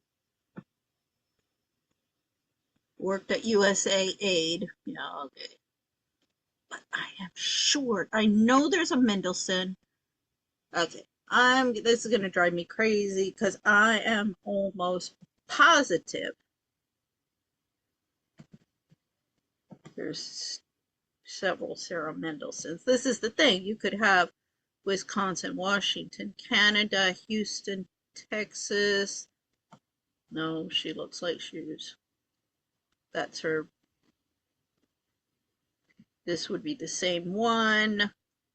Accounting, no, that would. Okay, I'm not going to spend any more time on that, but I am sure. It just, my mind keeps on saying, no,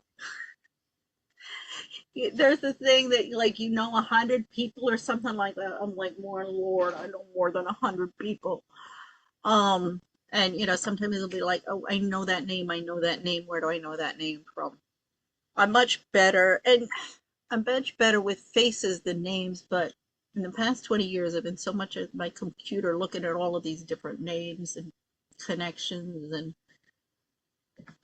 but I'm sure. But this is definitely, if it's not Foxcroft, it's definitely the profile. Uh, and there are all sorts of issues there. So anyway, um, that's who this is. Okay, so let us skip that. I'm just going to read the introduction because, okay, peacekeeping operations and links to trafficking in women and girls, the scope of human trafficking in the Balkans, the security dimensions of human trafficking, knowledge and attitudes. Okay, and I mean, the State Department, believe me, the day I finally get them into court, they are screwed. And I got, this, I had to work from the beginning. I had to work my way up to the top, which I did, saying that my favorite was, he was the director of management or something. It was a Kennedy. I mean, not of the, direct of Kennedy, but it's a Kennedy. There's lots of Kennedys. So anyway, director of internal management or something like that, he got letters from me lots of times. The revolving door of the Secretary of State could keep on revolving, but he didn't move, and he got letters. He's retired now, but he's going to be at the front of the line that has to go and answer questions. However you want to work this. Congressional grand hearing, I don't know, but he's got to be at the front line. So the U.S. State Department Office to Combat and Monitor Trafficking and the International Organization of Migration provided financial acknowledgments. Excuse me, I didn't want to read that one. Executive summary. The majority of uniformed service members and civilian contractors working in peacekeeping operations do so honorably. That's a matter of opinion. Yet peacekeeping operations in the Balkans have had the unintended consequence of providing the demand for trafficked females from Eastern Europe and Eurasia for forced prostitution, happening everywhere. Human trafficking involves the recruitment, harboring, and movement of people through the use of force, fraud, coercion, or deception for the express purpose of enslavement. Sex trafficking is therefore not just about prostitution, rather it is about people being sold as chattel, stripped of their passports and forced to pay off bogus debts to their traffickers. In the Balkans, literally thousands of women and girls have been trafficked in the last several years. At least 10% of them are minors. Now, They used to call these indentured servants. Okay, this has been going on for a long time. Okay. In addition to the implications for human rights and the rule of law, human trafficking in post-conflict regions has security implications for peacemakers that today have been overlooked or downplayed by defense officials and militaries. Most important, this is 2005. Most importantly, the criminal networks that traffic in humans also traffic in guns and drugs. And human trafficking provides these networks with revenue. Peacekeepers who serve with honor are being tainted by the minority who commit human rights violations and support criminal networks. Now, you're either doing it or you know that they're doing it. I have been telling everybody for 20 years, well, more than that, as even when I was living abroad with my ex-husband, I'm living in Colombia, I'd be like, no, something's wrong here. Something's wrong here. And nobody likes me saying that.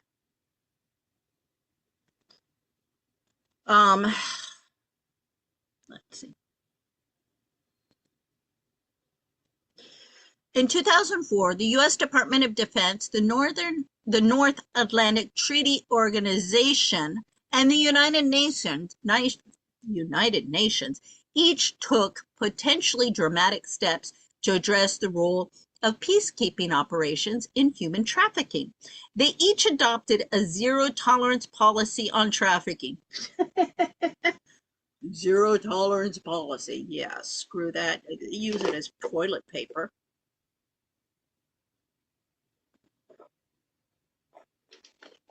I tell you, these reports, these organizations, they're a dime a dozen.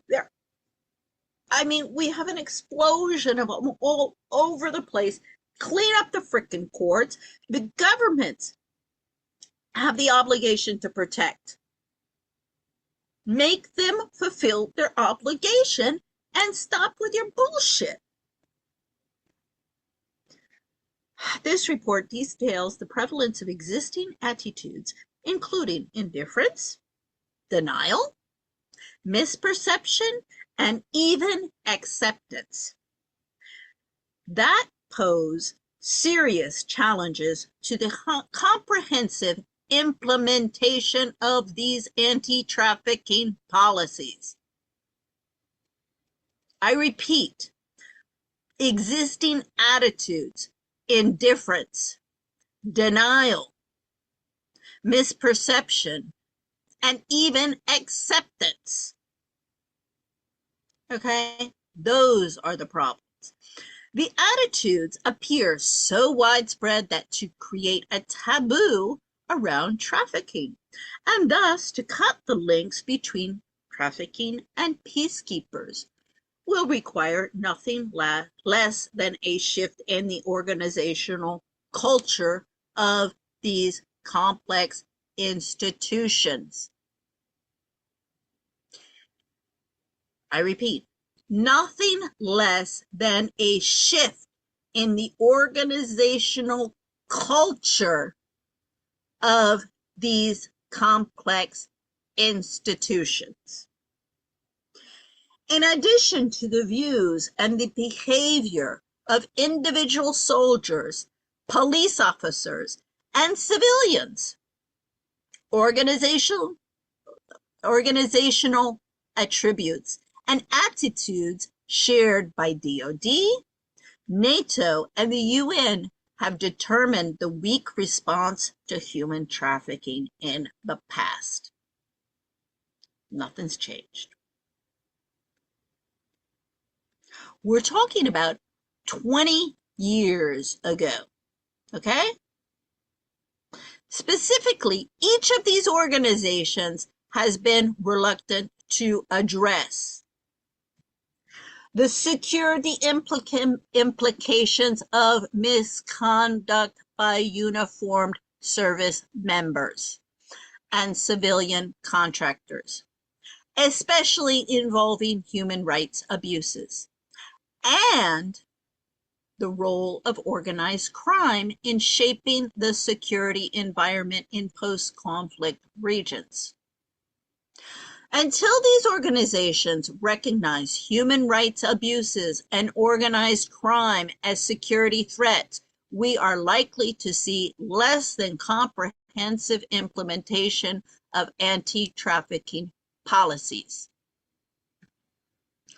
Although the Pentagon claims to have responded to a congressional request to address human trafficking in a thorough manner, in fact, few resources have been allocated from its budget of over $400 billion. The Inspector General, also 2016, beginning of 2016, I did a court watch in Virginia courts. Judge Newman, he's married to Sheila Johnson, the first Black African-American billionaire. He and Judge Wiggins, I think it's Nancy, it's a woman, Wiggins, known for human trafficking of children through the Arlington courts. Judge Wiggins even has a Facebook page put up there by her victims, the mothers, the pissed off moms. Now, Erin Eddy, the court watch that I did, Erin Eddy, DOD, excuse me, her husband, DOD, she was State Department. And I'll tell you, Foreign Service agent and the other Foreign Service agent she had in there as a witness, I was like, yeah, okay. I mean, she was a piece of work. That's no excuse. I mean, my God, what that man did to her and their daughter. And the judge is sitting there. That didn't happen. I said it didn't happen. That judge needs to go to prison. Both Wiggins and Newman. The Inspector General's formal investigation in 2003 into complicity of DOD personnel in the Balkans, observed by the author, was superficial and pro forma. Had DOD personnel followed the leads they were given, they would have found evidence of civilian contractor complicity in human trafficking. Current efforts by DOD to implement the anti-trafficking policy are in danger of being ineffective in addressing the plethora of attitudinal and organizational impediments identified in this report. Without the allocation of resources and committed senior leadership, efforts to create a taboo around trafficking will fail. Most importantly, military leadership must be mobilized. I repeat, without the allocation of resources and committed senior leadership, efforts to create a taboo around trafficking will fail. Most importantly, military leadership must be mobilized. Until the summer of 2003, civilian and military leadership at NATO headquarters in Bosnia and Kosovo avoided addressing the links between human trafficking and the peacekeeping operations. Senior officers treated trafficking as peripheral to peacekeeping missions, even when they were tracking organized crime, which generates considerable revenue from human trafficking, and even when they were presented with concrete evidence of the involvement of troops servicing in NATO-led operations.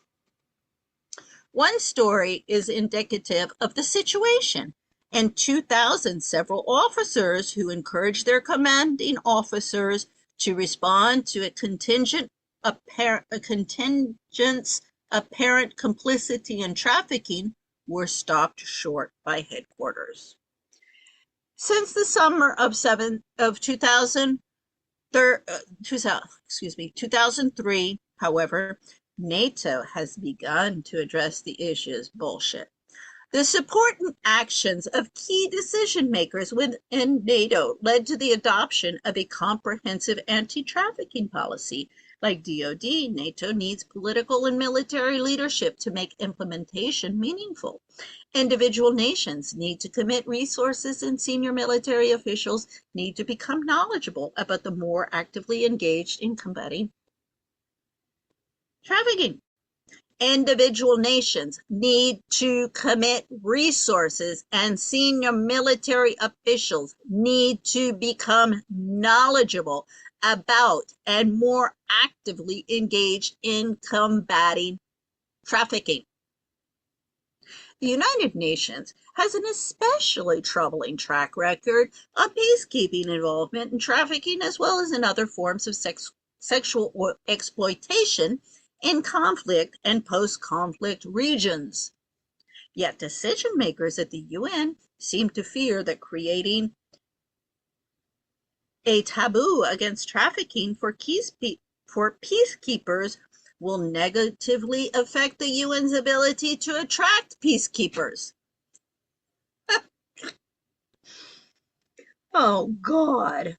The statute The stature of those policymakers advocating attention to both gender and human rights agendas within the UN system has made it impossible to ignore trafficking. However, their influence has not been sufficient to produce a serious anti-trafficking effort among the multiple UN agencies responsible for peacekeeping around the world. Given this institutional reluctance, the Secretary General and the Undersecretary for Peace will need to lead us on this issue. Now, I just want to interject there. Phyllis Chesler, she's written 18 books and counting. I think she's a bigwig feminist academic. She's author of Women's Inhumanity to Women. And she came to my speech at the Battered Mothers Custody Conference on violence against women as human rights violations. About 10 minutes into the discussion, she got up and walked out. No idea why. None of these people ever. I guess she's got PhDs and I don't, so, whatever. Anyway, she came out with the Me Too movement and says that she was raped by her boss at the UN in 1978. But she had been convinced that to file a complaint against him would be discrimination because he was black. He's passed away now, black African. And she was white. She's Jewish.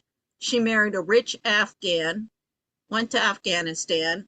Typical story. Oh, I got trapped and I was abused by this Muslim husband and his wealthy family, and they kept me there, and thank God I made it out alive. I think she had two. I think both of her children are that he's the father. I mean, no empathy for me. The same thing happened to me in Spain, although my marriage was more than a couple of years. We were married for 13, together for longer. I guess 15 or 16. So anyway,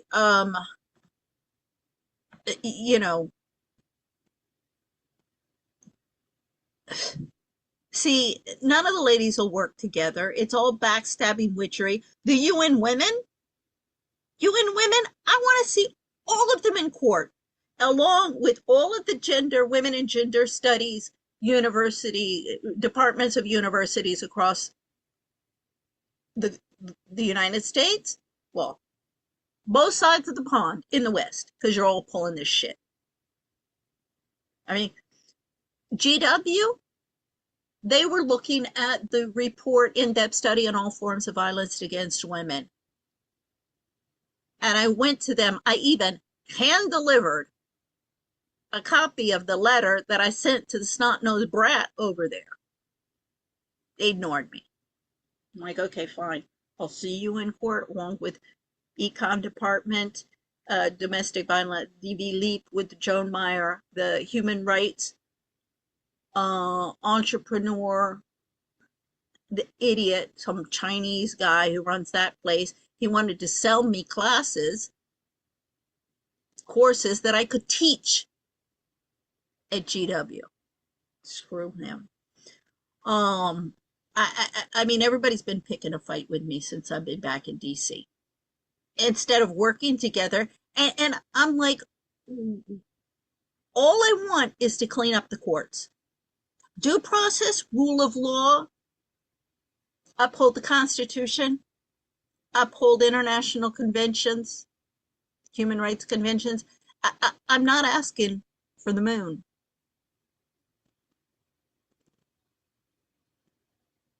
I'm like, the only reason that you would have any problem with me is because you're involved in the corruption. Okay, let's see. Where was I? The UN has an especially troubling track record of peacekeepers' involvement in trafficking, as well as other forms of sex exploitation in conflict and post-conflict regions. Yeah, we already went through that. Okay. Knowledge and attitudes, as well as the organizational culture within the DoD and NATO and the UN, can be challenged and changed with a combination of determined senior leadership, a commitment of sufficient resources, and high quality awareness campaigns. Based on the research for this report, the key recommendations for cutting the existing links between human trafficking and peacekeepers in post-conflict areas include U.S. Establish an office inside the DoD to oversee the implementation of anti-trafficking policies. Does that exist? And let's have a report card. U.S. Create a panel of external expert advisors to the DoD on implementation of the anti-trafficking policy. U.S.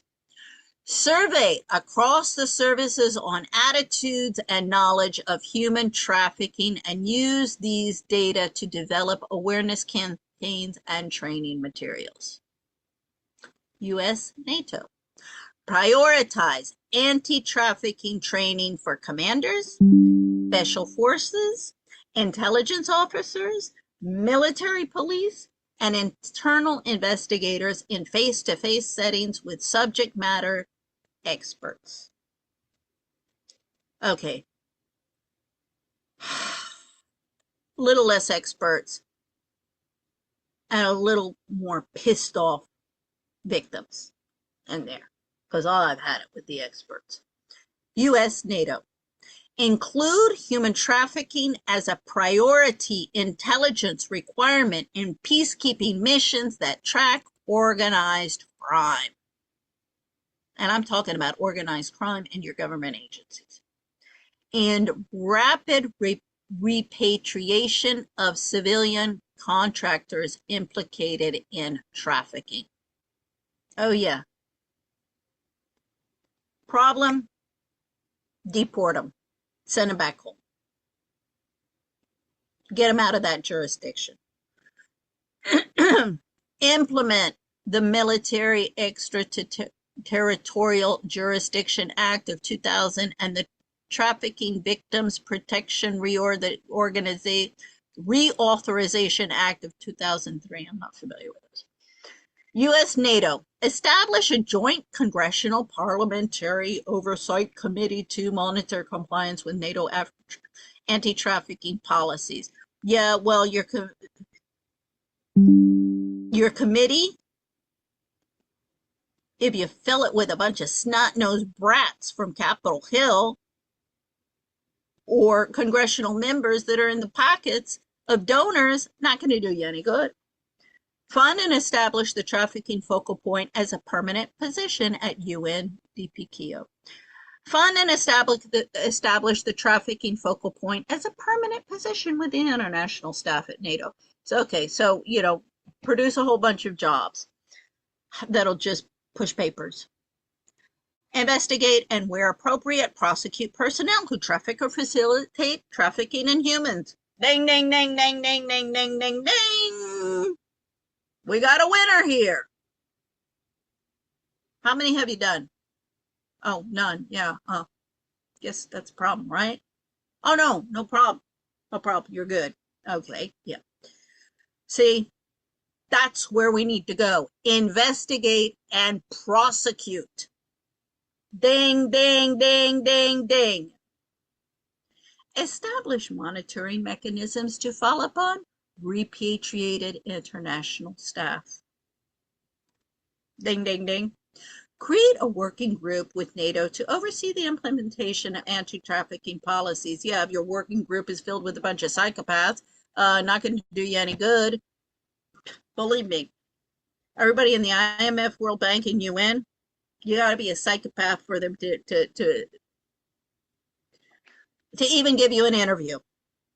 Look at Michael Lewis's interview one-on-one with Christine Lagarde, IMF, World Bank spring annual meetings, annual meetings 2016. It even says, yeah, you guys only employ brown nosers. I know that from my first interview when I got at the London School of Economics. Enforce the requirement that all non-NATO troops in NATO-led operations be trained on the issue of human trafficking. I love it. They always, no, what we need is more training. They just need to be trained. Nobody here is a bad faith.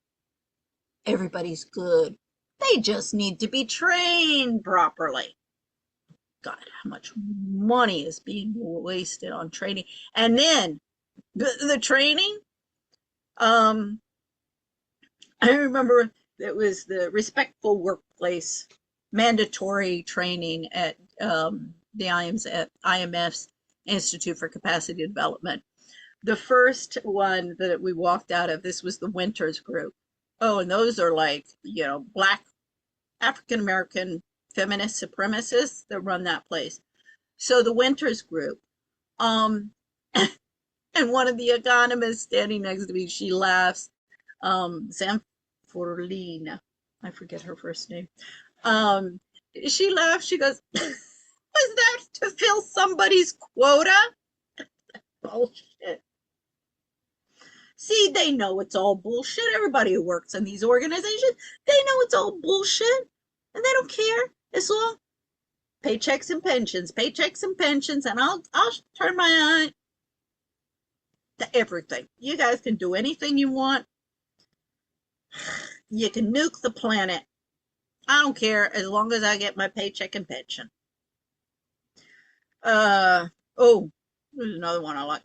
Organize a high-level meeting with member states on human trafficking, and it links to peacekeeping operations. Oh, they got high-level meetings all over the frickin' place. And then the guys go and grape children after they finish with their meetings. See how it goes? Deliver the international police task force files on combating trafficking to the European Union police mission in Bosnia immediately. The police are involved in all of this shit. Include combating human trafficking in military-to-military contact programs. Create an external watchdog group to monitor implementation of NATO anti-trafficking policies. Yeah, see, lots of recommendations. If they're even, acted upon, it's window dressing. Organize a conference on human trafficking for defense contractors. Oh yeah, that's going to do a lot of good. Okay, so as I say, I won't go through the whole thing, but yeah, so that's, if anybody wants to check this out, I'm gonna have to find out. Sarah Mendelson, I know that name from somewhere. Barracks and brothels, peacekeepers and human trafficking in the Balkans. So after we've gone through all of that, we will get back to what started this. Oh my God, I've already been 2 hours. So we'll go through this, hopefully quickly. This episode has very sensitive topics, is for mature audiences only, and contains depictions of various forms of trauma. Viewer discretion advised. Some way. So I'm being mind control trained. That platform was only really there so that I could be a better sex. I always expected that these men would say, I can't do it. This is a little girl. I cannot do it. But nobody ever said no. For them, it was very convenient to think of this tiny little girl as a prostitute. So my mother would have really loved to be in this network herself. She was paid. I did find that she had gotten paid. There were a lot of people from the nobility that were involved, also people in politics and business people, but generally the elite who were running the show. And then, there were a lot of people from all social classes that were involved in some way. So I'm being mind control trained. That platform was only really there so that I could be a better sex slave for this global network, which creates stars. He was creating the star himself, and he loved being that creator, as if he was the God that had created me. And then, of course, he created the economy, because then I was already being sold. And of course, if I'm famous, then the price is going to be that much higher. That's really what it was. I was then also going to be spying on these men. I mean, everything was exploitative.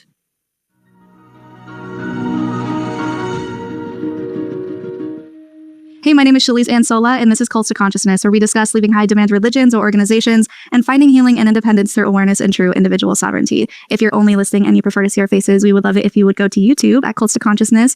Joining in on the conversation is the best way to support the channel. It makes us feel supported. It makes our guests feel seen, appreciated, and heard and validated. And it just means so much to them that you would leave those kind words of encouragement for them in the comments. So today's guest, we were connected to her, and we're so excited to talk about her story. It is a harrowing one. Guys, this is a content warning. We will be talking about CSA, and we just want to make sure that you're comfortable proceeding listening. We will put in chapter marks if you want to skip around. She was sold into a sex trafficking ring as a young child at 6 years old. We'll talk about how that was for her, the elites that she worked with, and how it was getting out and becoming an advocate and helping other survivors now. So thank you so much for joining us, Anneke Lucas. Oh, thank you for having me. Yes, we really appreciate you taking the time. I know the schedules have been a little bit crazy, but you made the time for us, and I'm so honored that you'd be willing to come on and share your story. So let's start with your early childhood. Let's talk about your family dynamic, ways in which you were treated as a child, and how you eventually were sold into this elite ring. Okay, yeah. So I was born in Belgium in 1963, so it makes me 61 now. And my mother was single, which was extremely unusual at the time. And she was not mentally well, but she was functioning. So she actually couldn't wait to get back to work. And I have in my recovery come across, abuse that happened from my mother in the early, very, very early on, sexual abuse, particularly coming through, diaper changes and things like that. Just the aggression coming through the diaper changes, her anger and having to change me, and then the sexual abuse that followed, the molestations that followed. So I've gotten back in touch with that through the body. Really, the body, definitely held on to these traumas, and eventually through a long process of the body trying to, express this, and I've come into back into those memories about my mother. My mother married when I was 3. My stepfather was her perfect enabler. She stopped working. I believe that we were targeted by this network, I call it, because she was unwell, and because my stepfather, he was very absent also. He was away for work quite a bit. He was a cameraman and traveling a lot, sometimes away for months and so forth. And so I think that my mother was targeted. That's how I was targeted. And so we had a woman come to work for us who was a cleaning woman, who her and her husband started to take me away, offering to babysit. I would stay overnight at their house. And they would take me on outings too. They taught me how to swim. And when we went out together, there were always other children there. This couple, so we were in Belgium, in Flanders, and they were Dutch from Holland. And so the children would usually be Flemish and Dutch children. And they would say that they were their nieces and nephews. But these children changed all the time. I was never really able to get close to any of these other children. So for a year, I would be forced to go with them because I really didn't like either of them. I really didn't like them, but I had to. My mother had my little brother then, my half brother. So she was happy to have somebody take me off her hands. And, right around my 6th birthday, the husband of this cleaning woman, first he raped me. So that was extremely violent. And then in my mind, and I'm not sure if this is actually how it went, but in my mind, it was the same weekend that I was taken immediately to an event in a castle that was where I was abused in extreme ways. And that was the beginning of, this being taken to this, I can only call it a murders network. And immediately I was threatened also that I should never speak out the first night I was there. And very graphically threatened also. So there was no chance to think that maybe that they would not follow up on those threats. Well, without really knowing the words or without really, and, keeping in mind the threat, but at the same time not wanting to be silent, I tried to tell my mother. I mean, I said that bad things had happened. And the next time that this cleaning lady offered to take me again, I threw a tantrum. And then my mother forced me to go back anyway. And then at some point, my mother ended up was the one who was taking me most of the time. So then she basically got a car. She didn't have her own car then at first. And then she got a car, started driving me to these events herself. And then this Dutch couple, they took me to Holland sometimes still. So it wasn't like they were completely out of the picture. The women continued to work at our house. And sometimes they took me to Holland, to Eindhoven, this town in Holland. And there was a studio, and there were basically pornographic materials where, I was right there on film. And, again, I never liked those people. I kept asking my mother not to have to go with them. And my mother then sent me on a holiday with them for 3 weeks, things like that happened. My mother then took me to events in Belgium. And this was between taking me out of school or, keeping me out of school and dropping me off one day, maybe with a one person, one man, or taking me to events in castles like I described before, which were, very strange, and, taking me wherever she was told to take me, basically. She got a phone call, and with instructions in this, the contact person was a countess who was giving her, my mother kind of boasted a friendship with this countess, was very proud of having any kind of connection to people that were that high up, if that makes sense. She really loved the boast about being connected to people of power, and that really was what this network was all about. The person who was acting as the boss of this network was, at the time, the Minister of National Defense in Belgium. And he was sort of acting like a mafia boss. And the way that I was used in those first years was mostly for blackmail purposes. So I would be given to people, and it would be an orgy. Again, it wasn't just like everything was just crazy right away. It was rather that I was often, for example, kept in a room separate from where the orgy was taking place, which if it was in a castle, it often was. There was a lot of castles in Belgium. And there were a lot of people from the nobility that were involved. And then it was the nobility, and then there were also people in politics and business people, but generally the elite who were running the show. And then, there were a lot of people from all social classes that were involved in some way. But I would be kept in a room with a handler until it was time, until the people that shouldn't know about the children were gone. And so sometimes for hours waiting, and then I was brought in, or me and perhaps some other children were brought into the orgy, which was then in the later stages, you could say. And then oftentimes actually in those early years from 6 to 9, I was given to, let's say, a man, and it would be, I was told that I had to. See, she said when the people who shouldn't know about the children would leave, then the children were brought in. So a lot of these parties, and I think you saw that with the Diddy trials as well, these parties, there's lots of, it's all sorts of people who are being invited, the jet set, and then it'll be kind of an after hours party for people, special invites. So,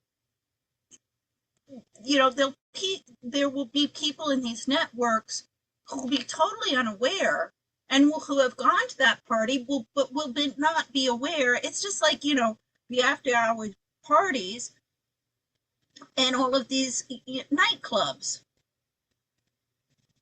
I remember the after hours party, cocaine all over the frickin' place. You're doing, when it's opening hours, you can't have too much cocaine out in the open because it is a public place.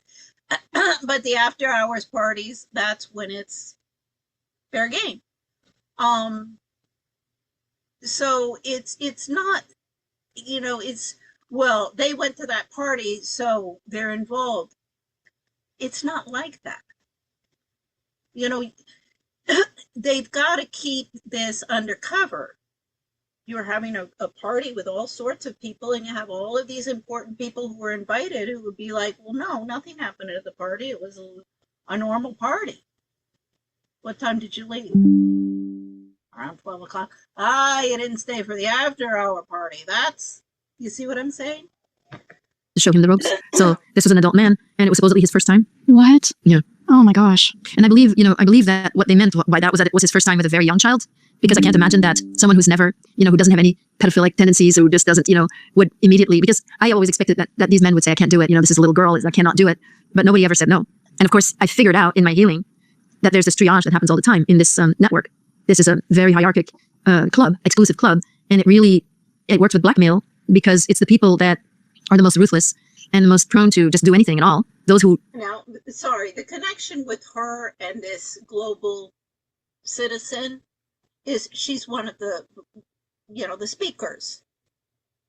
She's connected with this global citizen, and that's nothing against her, okay? Because these organizations are going to bring on victims and stuff. Is they're bringing her out and talking about this.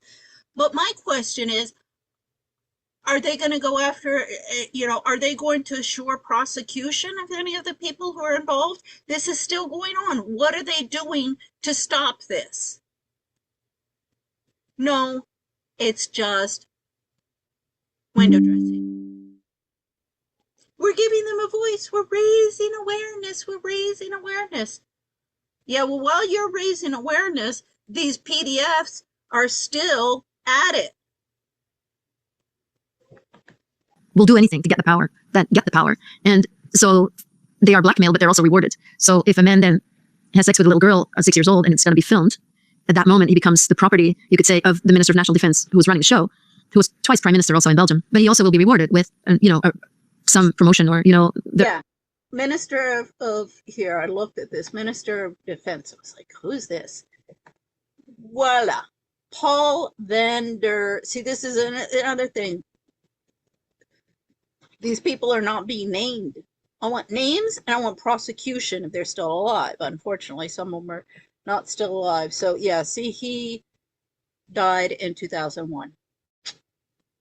But they're still around. And I remember when I was living in Brussels, this scandal came out. This was the Dutroux affair. Remember? He was a Belgian convicted serial killer, serial rapist, and child molester, initially convicted for the abduction and rape of 5 young girls in 1989. Dutroux was released on parole after just 3 years imprisonment. He was arrested again in 1996. See, my kids were born in Brussels. Oh, I remember very well that affair. I was horrified, absolutely horrified. See, Anneke Lucas, a child sex trafficking survivor. She named this guy as a person who was in charge of a Belgian pedophile network in the early 1970s. Okay, as I say, there were allegations in the early 1980s that drugs were smuggled into Belgium, hidden in a frozen meat via companies linked to this guy. He owned meat, truck companies that transported meat. He had established a meat company called Mediterranean Meat Company. The allegations became the topic of a parliamentary inquiry, although no people were convicted. See? Nobody,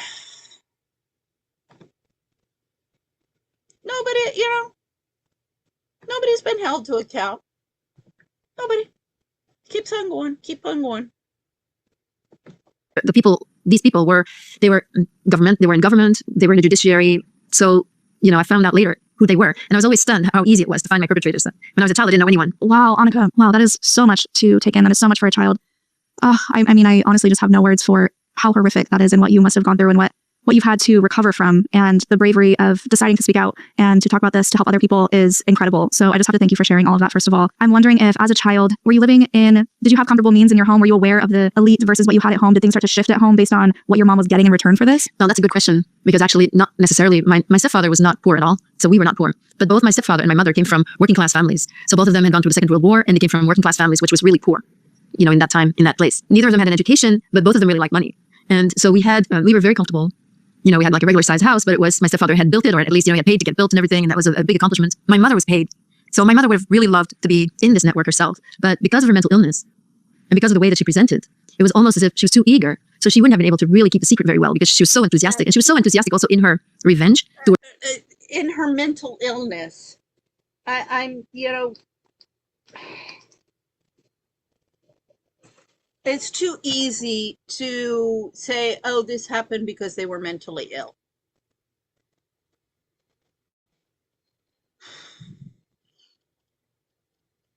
I don't accept that. I don't accept mental illness as an excuse. What, they're neurotic, they psychotic. What? All of the Real Housewives of Northwest, we're going to excuse it because they're mentally ill? Yeah, no, sorry. Sorry. Towards me. Like she just wanted to see me in pain. So she had no shame and she had no boundaries. So I think because of her, and she presented as a child, like when she spoke to a man, she sounded like a little girl, but a sexualized little girl. Oh. So I think in different circumstances, she would have been seen as someone who's got a huge problem. But I think at the time, and in our provincial little town where we lived, it really wasn't noticed. Maybe people thought she was a little flirtatious or something, but nothing really was noticed about her. So she was paid. I did find out that she had gotten paid, and I don't know what she did with the money. She didn't die rich or anything, but she was paid at the time, and we were comfortable. And I really don't know what she could have. I know she was proud, and she thought that we were very, upscale because we were not poor, So she was boasting a lot. And but it's not like she went and bought luxury items or anything like that. So I don't really know what she might have done with the money. Okay. So your life at home really didn't change at all the longer you were in this network, as far as the money at home. The money didn't change. No, their situation didn't change because my stepfather was already well off. Okay. That's so interesting. I'm trying to understand the mentality of your mother. And I know you said she had mental illness and maybe we'll never fully understand. I'm just wondering, is it really just the association that wanted her or that prompted her to give you to them in such a horrific way? Well, I always felt that. So my mother presented as the perfect mother. She was the best mother on earth. And so everything about her, the way she presented was really perfect and good. I think that she had been heavily sexually abused as a child. That's how she presented, like a sexualized little girl. And I think that as her daughter, I became the repository for, or sort of the extension of her shadow, so that she saw in me everything that she couldn't see in herself. So she made me evil. She made me not innocent and bad and so forth, where she then sort of really worked. She wouldn't maybe have been successful everywhere, but certainly with me, I had to, in her presence, I had to abide by her image of herself, the narrative that she put out, which was that she was perfect, that she was good. And anything that didn't go in accordance with that narrative of hers just didn't exist. So her denial was so thick that even when I had, at one point, when I was 11 years old, I was home with big wounds all over my body. So she kept me home from school because you can't. Yeah. I mean, I never experienced the extreme abuse that any of these people did. So people may, you don't have a right to speak because yours was just psychological abuse and she slapped you. She's, yeah. It's, I mean, believe me, I thank God every day that I didn't go through something like that. I recognize that. However, there are such parallels, and it's to say, oh well, yours is just like this is one of the problems that I'm having with all of the feminists, the human rights, the domestic violence, the women's rights things. Oh well, it's not it's not physical abuse, so it's not abuse. I'm like, don't pull that gaslighting shit. You want to cover up the psychological abuse because that's what you're using to gaslight everybody. You want to maintain those tactics. So let's just get that out there, that you're not doing this because you have such empathy for these horrific cases. You're doing it because I'm going to expose the gaslighting bullshit. But what's interesting here, see, this whole thing of she had, her mother was perfect and she had to recognize, her mother's perfect, and she's the evil one. I remember, oh God, my mom pulled that on me. I want to have a talk with you. Oh God, we would roll our eyes when my mother would say, come, I want to have a talk with you. And you'd have to just sit there and let her finish. Wouldn't do any good to like try and make her see reason, or try and like, no mom, you're wrong. I mean, the best tactic is just let her talk, just let her. I even remember, I mean, I can empathize. You just sit there and you're like, okay, let my mind go elsewhere, because if I really listen to what she's saying, I'm going to get really angry. So let me just go elsewhere. And she was sitting there, and she's like, all of this shit, just all of her bullshit, her gaslighting bullshit. Um, and she wanted me. She was sitting there. Oh, I told my mother before she died. What a wonderful mother she was. She was just working it, working it, working it, working it for me to say, oh, Mom, you were just the most wonderful mother in all of the world.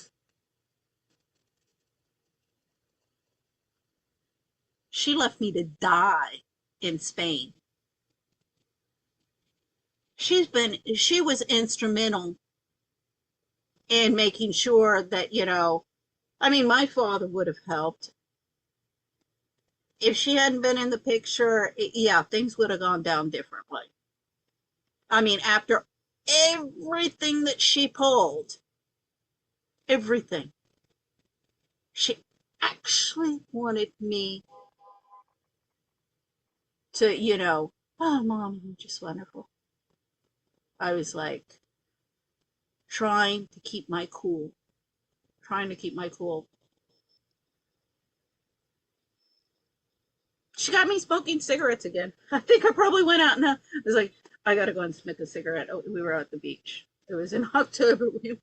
Was with my brother. I think I was like, okay, I'm gonna go down out and have a walk on the beach and have a cigarette. We couldn't spot me. My mother was like anti-cigarette. Um, yeah, I definitely think I needed, and I mean, this is the thing. I like my sister. She killed herself with all of her cigarette smoking. She was a chain smoker, but that's also, I told my brother, I was like, my father did a lot of research on lithium, and it's the lithium in the cigarettes and everything that is what's calming. And for me, it's a stress thing. Occasionally, I can't stand the taste of it, the smell. I mean, sometimes the smell is okay. Um, but and I have bad circulation. It's not good for me, I know, but yeah. But again, for example, this addiction, and Candace was talking about this, and no, I disagree. That it's not a bio. It's not biologically based. Um, and I saw that with her sister, my sister, with her smoking. I mean, we're talking packs a day, and it did kill her. And she created her own stress. I mean, she had no reason to be stressed. Married a meal ticket husband. She worked everybody. I mean, but that was precisely the stress was constantly working people, trying to manipulate people. My ex-husband the same, my mother the same. That's what kills them. That's what destroyed them. Their own greed and jealousies and hatred. And it's hatred of themselves, and they project it onto others. So there's a lot of things going on in all of these different situations that are very similar. I'm a little tired of, oh, well, as Barbara Stone, who submitted to the International Criminal Court, said, you wouldn't believe it. All of these women out there, it's a competition of who has the worst case. I'm like, tell me about it. Tell me about it. I'm not I'm not out there looking for any sympathy for anybody. But I do have my pain, I mean, it's not like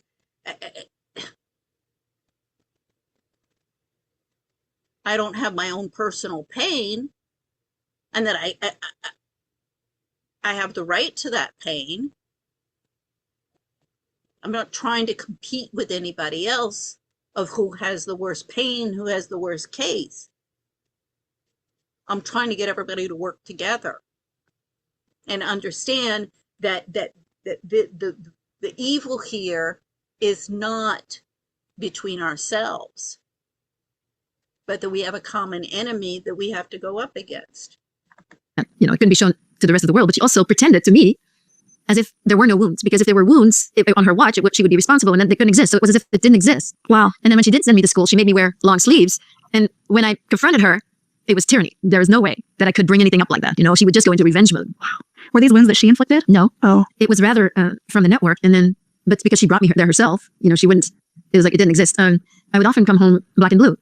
So, she had different stories for that. Like one time she told my stepfather that I, who am such a tomboy, which, I wasn't at all. It was completely made up. But suddenly I was a tomboy and I climbed trees and I fallen out of the tree. So then that accounted for and it was as if when she said that, she believed in herself, and he always believed her as well. And another time, for example, she said that I ran into the swing, and she created this whole story that I ran into the swing, and then she involved my younger brother, who was 7 at the time, and then he started to say it too, but I had been beaten. Oh my gosh. So your stepfather, he truly didn't know what was going on? In my book, I write about the one time that I actually tried to tell him, and he didn't believe me. Yeah. In her denial, he was a perfect enabler for my mother. She also, when he was home, she would leave their bed at night to take me places in the night. Did they involve your younger brother? No. Was he aware? Did you ever try to talk to him when he was a little older? Yes, when I was older, we talked a little, and he started to remember being sometimes in the back of the car when my mother was taking me places, and then he shut down again.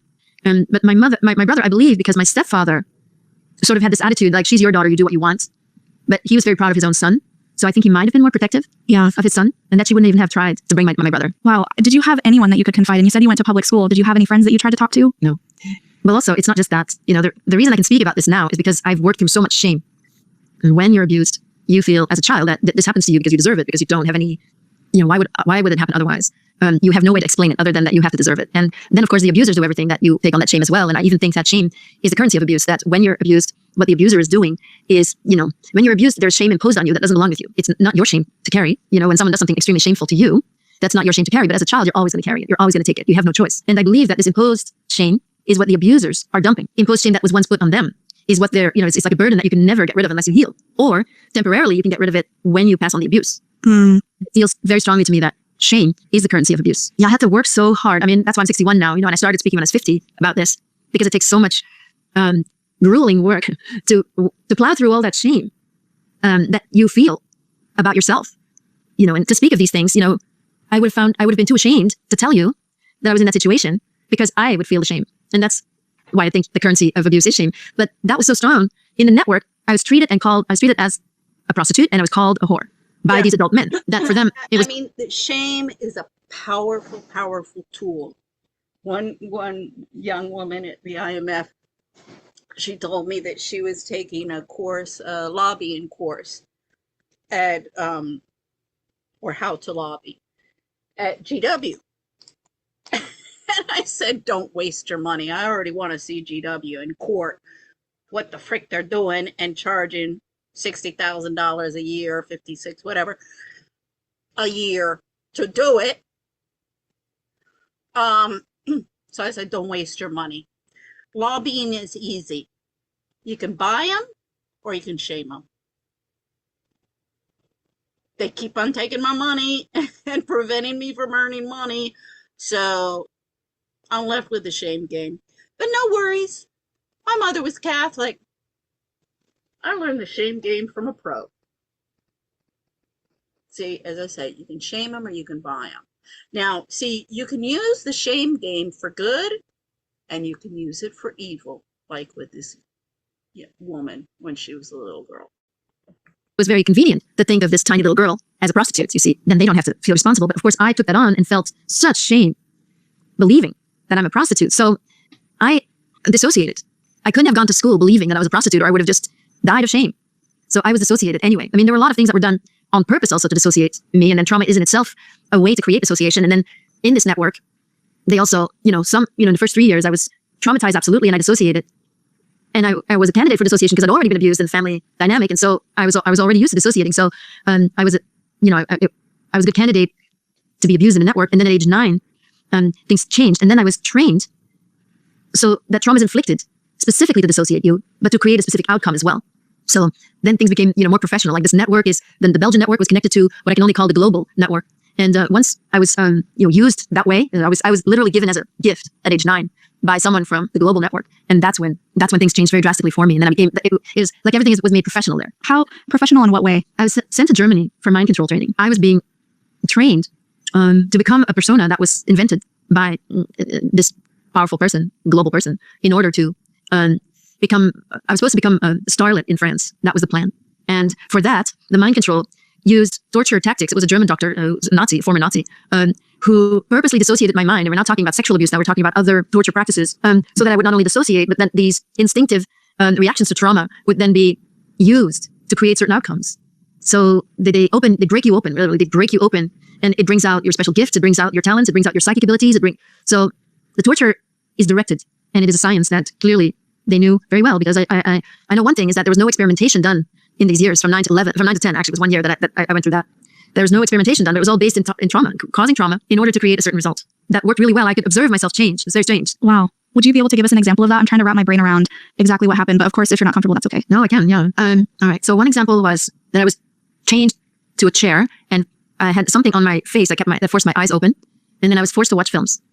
And the films showed, a man, the face of a man, and then you see the face, and then you see this man engaging in some perverse sexual activity, and then another man, and that man engages in another perverse sexual activity, and so forth. I was shown the face of a man, another man, and then I was made to guess what this man liked sexually, because I'd been shown these videos or this film, and then say that I didn't know, because I actually had found a way to sort of go blank, so that I wouldn't have to see the traumatic events that were playing out on the screen, which was with real people, So it was very traumatizing, these films. So I'd actually found a way to, even though my eyes were forced open, I was sort of not really seeing it. So I couldn't answer the question. I didn't know. So then I was strangled, and I was strangled so long that my consciousness left my body. And this doctor knew exactly how long he could strangle me without me dying, apparently. He seemed to be an expert at this. And then I realized that because he'd strangled me, it was not just punishment for not knowing the answer, but also because of these near-death experiences that were happening. I became more intuitive. And that also then helped me to understand what a man likes sexually. So I realized it's very directed, it's both punishment, but it's also training. So I was able to, tell what men like sexually more and more based on their face. So I couldn't say exactly how I know it, but sometimes I still am struck with seeing exactly by the face of a man what he likes sexually, especially if it's perverse. You're 9 when this is happening? Yeah. So I'm being mind control trained as a sex slave. And the fame, whatever, in France, the singing, that platform was only really there so that I could be a better sex slave for this global network, which creates stars. In my case, I was going to be a created star, but I was going to be a sex slave, so he could basically traffic me and sell me to powerful men. And the platform was to attract those men. So you were performing as a singer to attract men? Well, I never got that far, because I did have one performance, and I was trained, all year. The summer of 72, I spent basically 2 months training. Afterwards, I was taken to Germany a lot to either be deployed, you could say, with powerful men, or to get more training. And then I was also sent to France for training there. And in France, I was receiving the artistic training, but it's all sexualized. So I was receiving lessons from someone who's actually famous in France, famous singer, composer. Like, he would be playing the piano, but then he would have me sing, and then he would also molest me, so that my voice would change. This must have been so confusing for you as a child. Your reality being so twisted, so hypersexualized, and abused simultaneously. I mean, I can just imagine you must have been so split in your personality, dissociated so much that you're just not even there. Exactly, I wasn't there. I became that persona, and I didn't know that it was wrong. After that mind control training in Germany, which was in Heidelberg, so that's like 72, I was 9 years old, and after the summer, on the one hand, I felt better, because this persona was getting attention and was getting praise. The first few years, I wasn't really getting that at all. I was being treated really badly all the time.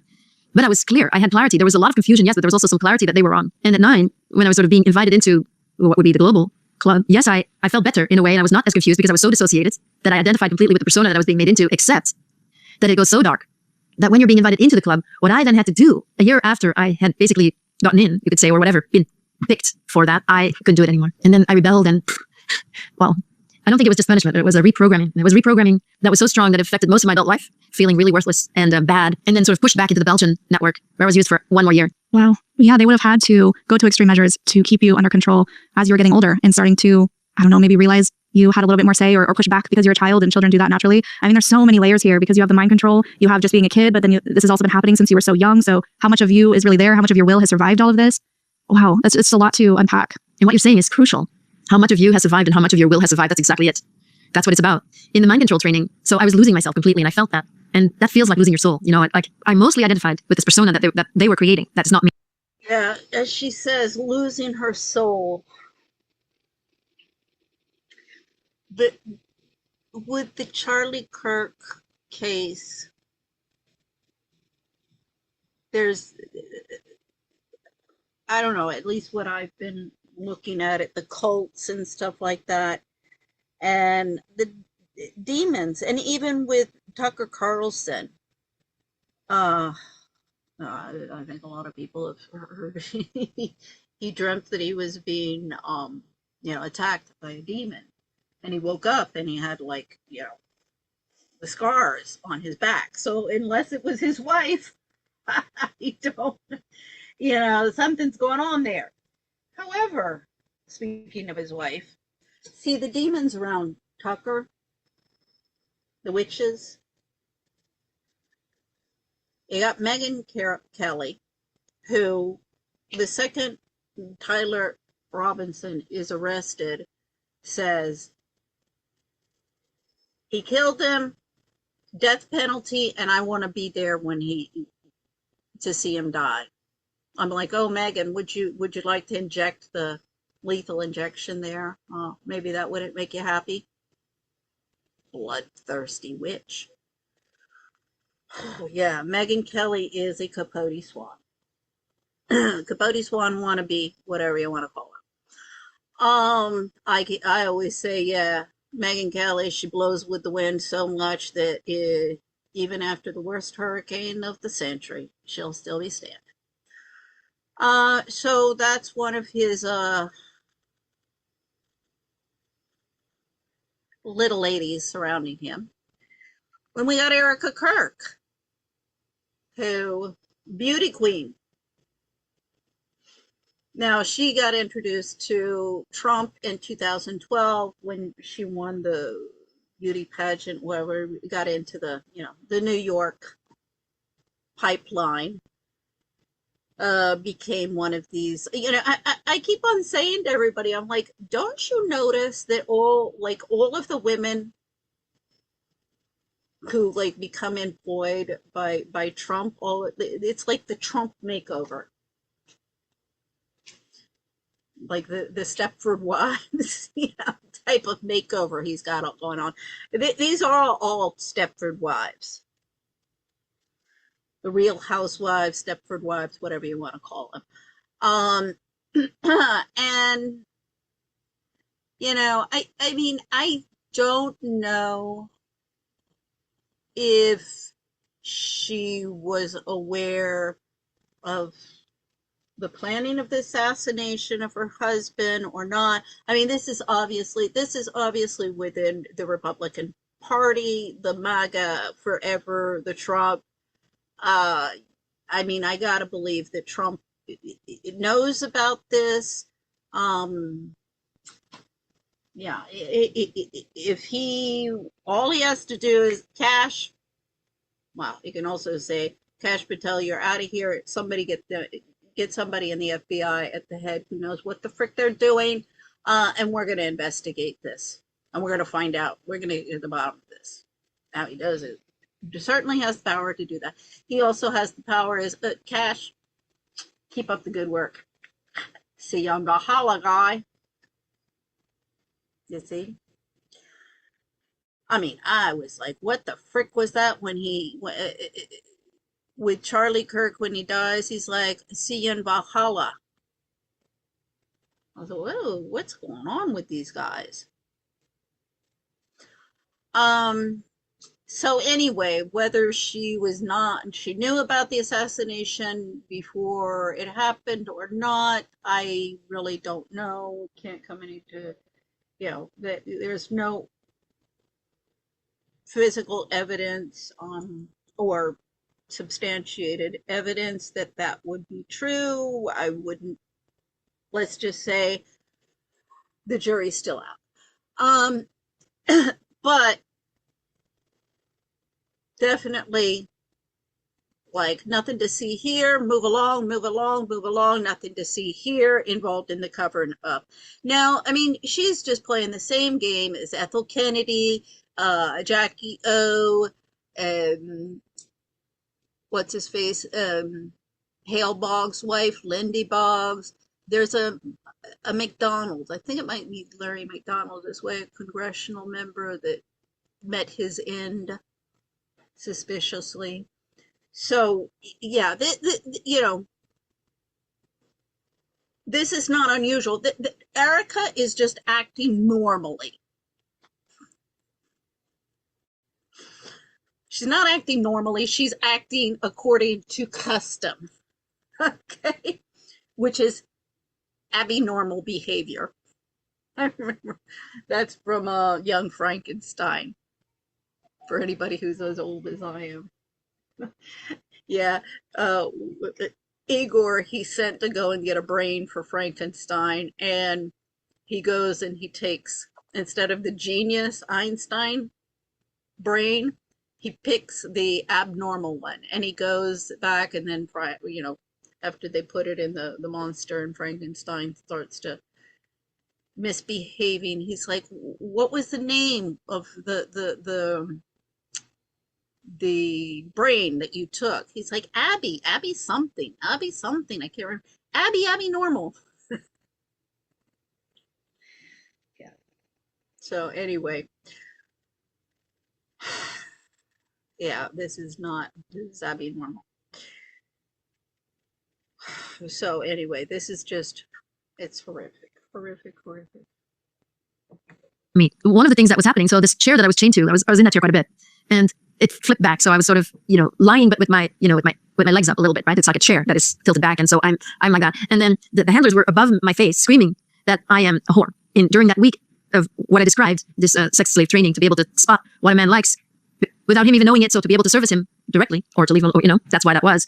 Then in that week, I was being screamed at that I was a whore. Du bist eine Hure. That was, and so I had this tiny rebellion inside of me. It's like a little thread going like, I am me, And really that was the only thing that I had left over, which was this very panicked, very scared little like, no, because it's mind control. It's like they take your mind, you become a complete vessel for them. And there's really, if you're not careful, there's nothing left of you. And the thing that brings you back is exactly what you say, it's the will. So after a year of that mind control training, I did not give my will anymore. And the first time I rebelled a little bit, it was completely done. Wow, I want to hear about that moment if you're willing to share. I would love to hear the second that you realized you could push back, and you did. Well, I was made to do, to be part of this exclusive club, you have to do things that you're not necessarily willing to do at all. And because it's satanic, these people worship Lucifer. So I was prepared for a whole year to become part of it. But what you have to be willing to do to be part of it is, I was just not willing. So I basically said a very small no to that after the fact. Like I had been trained. And so I knew the training is extremely sick, and it's also extremely precise in that it is so that that if you would say no, which I did in the beginning of the training, of course, I said, no, I'm not doing this because you don't want to ever do harm. But then you're made to regret that and made to feel really guilty for anything that happens because you said no. So you end up feeling more shame and more guilt. So then in my case, I was trained to, so that I would then do it myself because it would be more merciful if I did it. So then I'm doing harm out of mercy. And that was a training. So I knew from having been trained that way that there was never any point in not doing what I was told to do. And I was also very much told that I should always obey. To obey is like the key thing about mind control. You have to obey. If you don't obey, then you're useless to this network. So I rebelled afterwards. And the moment I said something, and it was rather small, this, my owner, you could say, immediately turned, shifted completely from being very happy to be this man behind the scenes of this, what would be a star. And, he was creating that star himself. And he loved being that creator, as if I was completely his creation, as if he was the God that had created me. And then, of course, he created the economy, because then I was already being sold to a famous and powerful man. And of course, if I'm famous, then the price is going to be that much higher. That's really what it was. So that's one aspect, is the monetary aspect is not to be dismissed, because, I was then also going to be spying on these men. I mean, it was everything was exploitative, but he was very proud to be that person. And he loved being that man behind the scenes. And so being a pedophile, he was sort of happy being around me and being that person, creating that persona. And then as soon as I disobeyed, he was completely disgusted with me. And immediately this projection came at me, an extremely dark projection of like being worthless, me being worthless. And immediately it went to my birth, my low birth, with my single mother and everything. That I was vulgar, immediately it went to that. So now, for a year, I've been this like little starlet, and I disobey, and now I'm vulgar and I'm bad. And so the time that they took to reprogram me from this star programming to, feeling that I'm a complete loser, was extreme. I mean, I was turned into a cage. I was humiliated, like beyond. Like my mother, these people as well, even though they're known, they're known. I've even named these perpetrators now, but I don't think this is the podcast to necessarily do that, but because it doesn't really matter. But they're known, but they're psychopaths. You have to understand, these are psychopaths. There are no boundaries. So people that have gone that route, that have given their will to Satan, because this is, you said the word will. Well, I was made. Well, the thing is they have to be named, and people who are still alive. Look, there are a lot of people who passed away. I mean, let's see, you got Alicia Shepard. She's ombudsman of NPR. I met with her in 2010. Cousin of a friend of my mother's. Yeah, nothing came of that. I'm like, okay, fine, I'll see you in court. Then another that's passed away, unfortunately, is the ethics advisor at the IMF, African American, Olivia Graham. She said to me, oh, what these little ladies in IMF did to you, the spouses and the staff, is illegal but not immoral. I'm like sitting there going, what the frig is wrong with this lady? I have heard this is immoral but not illegal almost all of my life, but I think this is the first time I've ever heard it's illegal but not immoral. I was like, and I mean, the thing is you had these two young kids, a white girl and a white boy, and they're sitting there bobbing their heads up and down, just like, I think they must have read the email, and I think they must have been like, oh my God, this is a war zone.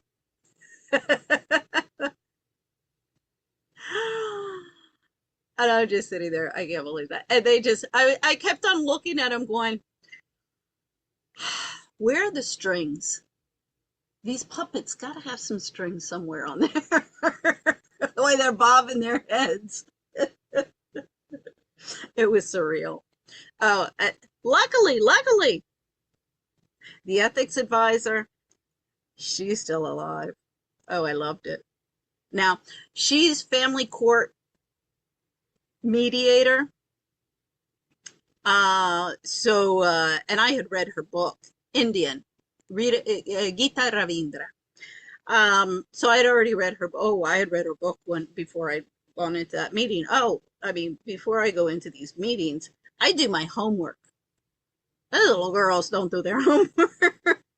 I'm like, you do not, I keep on trying to explain to everybody in Washington, you do not go to high stakes poker game and crapshoot. Not a good idea. So anyway, I went in and I give my whole spiel and stuff. I mean, I know I'm with an adversary here, and and there's no way I'm gonna turn this bitch around. So anyway, I finish and I'm like, okay, whatever. And she just says to me, Christine Lagarde's never gonna find out about this. And I'm like looking at her. I didn't say it, but I'm thinking, oh Lord, Christine Lagarde is going to find out about this one day or another. When she does, oh, she's going to be pissed. She's going to be pissed as shit. She already went through the courts on the Bernard Tapie affair as finance minister. You're going to put her in the middle of this scandal? As the first woman managing director of the IMF. Oh, what solidarity you ladies have. Backstabbing bitches. See, I mean, with the IMF, with that whole thing with ICD, Sharmini Curry, Adrian Thapa, Kate Phillips, Manal Fouad, who else was it? Well, these are the women that I'm talking about. Charlene Gust. Yeah, there's a whole slew. I'll have to get the list out one day and read through it. Yeah, so Kalpana Kochar, she's head of HR. She was involved in that. There's Nadine Parks over at HR. Anyway, uh, I'm like, okay, see how the minoritist feminist, the different factions of feminist, the white, black, brown, yellow, red. I guess there was no red in there. How they work together when they have a common goal. Let's go after the white privileged American who's been canceled and offered up as a sacrificial lamb. Let's attack the attack dogs. 4 years I was at ICD. But the thing is okay, so they ally when they've got a common adversary or common enemy. But then when the common enemy is gone, ooh, they turn on each other because after they got rid of me, oh, Kate Phillips, the other white woman, she got the boot. See, Kate Phillips, she had been the office manager, but she's not going to want me in coming after her. Not that I'm angling for the job, but everybody kept on coming to me complaining because oh my God, give me that job and I will give you an example of how to turn around a disaster of a department as office manager and put some order into it. First time any economist says, I don't care if you're the division head. Oh no, I can't get my homework in on time. I need some overtime from one of these girls. Oh, that was a complaint. One that was particularly GP. That was a real. I'd be like, okay, you go home. I'm going to stay here. And I'm going to promise you that economist, that's going to be the last time they're not going to get their homework in time. Taxpayers are paying for this shit. Oh Lord, I would have put that thing in ship shape, just like any captain of a ship, and started kicking some real butt. But you don't pull rank on an office manager. Sorry. I don't care how many PhDs you got. So anyway, yeah, no, Kate Phillips is not going to want me to come in and make her look bad. So she allies, and she's going to get somebody who's worse than her, so it makes her look good. Everybody bitching and bitching and bitching about when Kate Phillips was there. Oh gosh, no. Oh, could you bring Kate back, please? After that. Yeah, so Adrienne, yeah, she picked the fight. Shouldn't have picked the fight. But as I say, see how they'll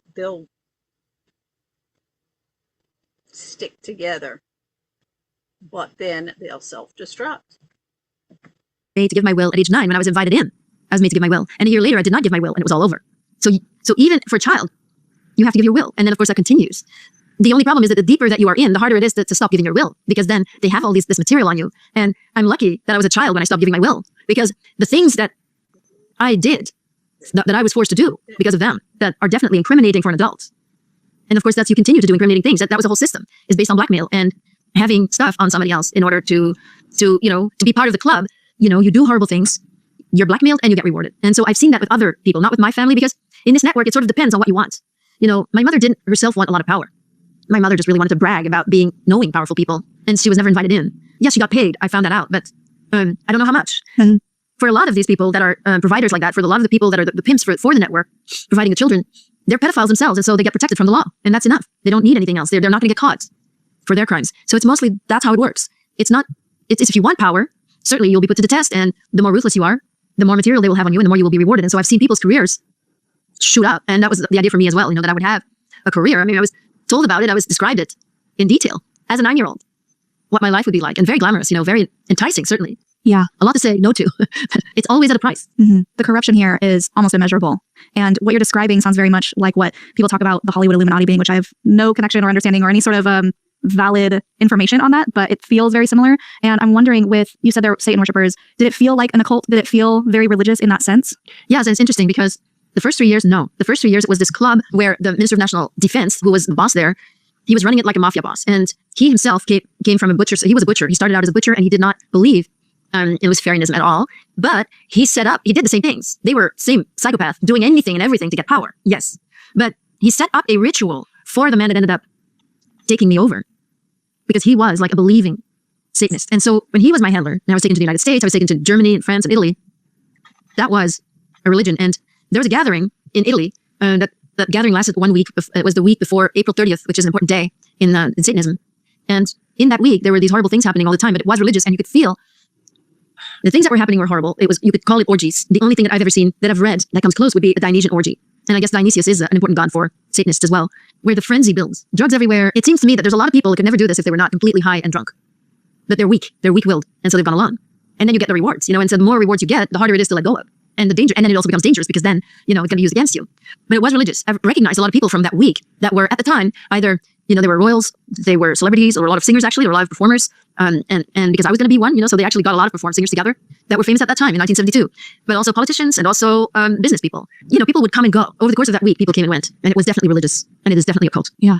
So as a child, this being your reality, something that you were injected into, brainwashed into being a part what I'm thinking about right now, and my mind's going on there and back and forth, is the Andy Biggs son-in-law. I think that Cosette, that was his oldest daughter. I believe she's the oldest. She passed away about a year ago. I don't know. They say it was cancer. I mean, very private, that family. But Andy Biggs, Congressman Andy Biggs, Sasha Riley named him, Jim Jordan, and Trump. And so Patrick Finnard is the son-in-law. They have 3 young children. Patrick Finnard, after his wife died, he became the chancellor of Dracul.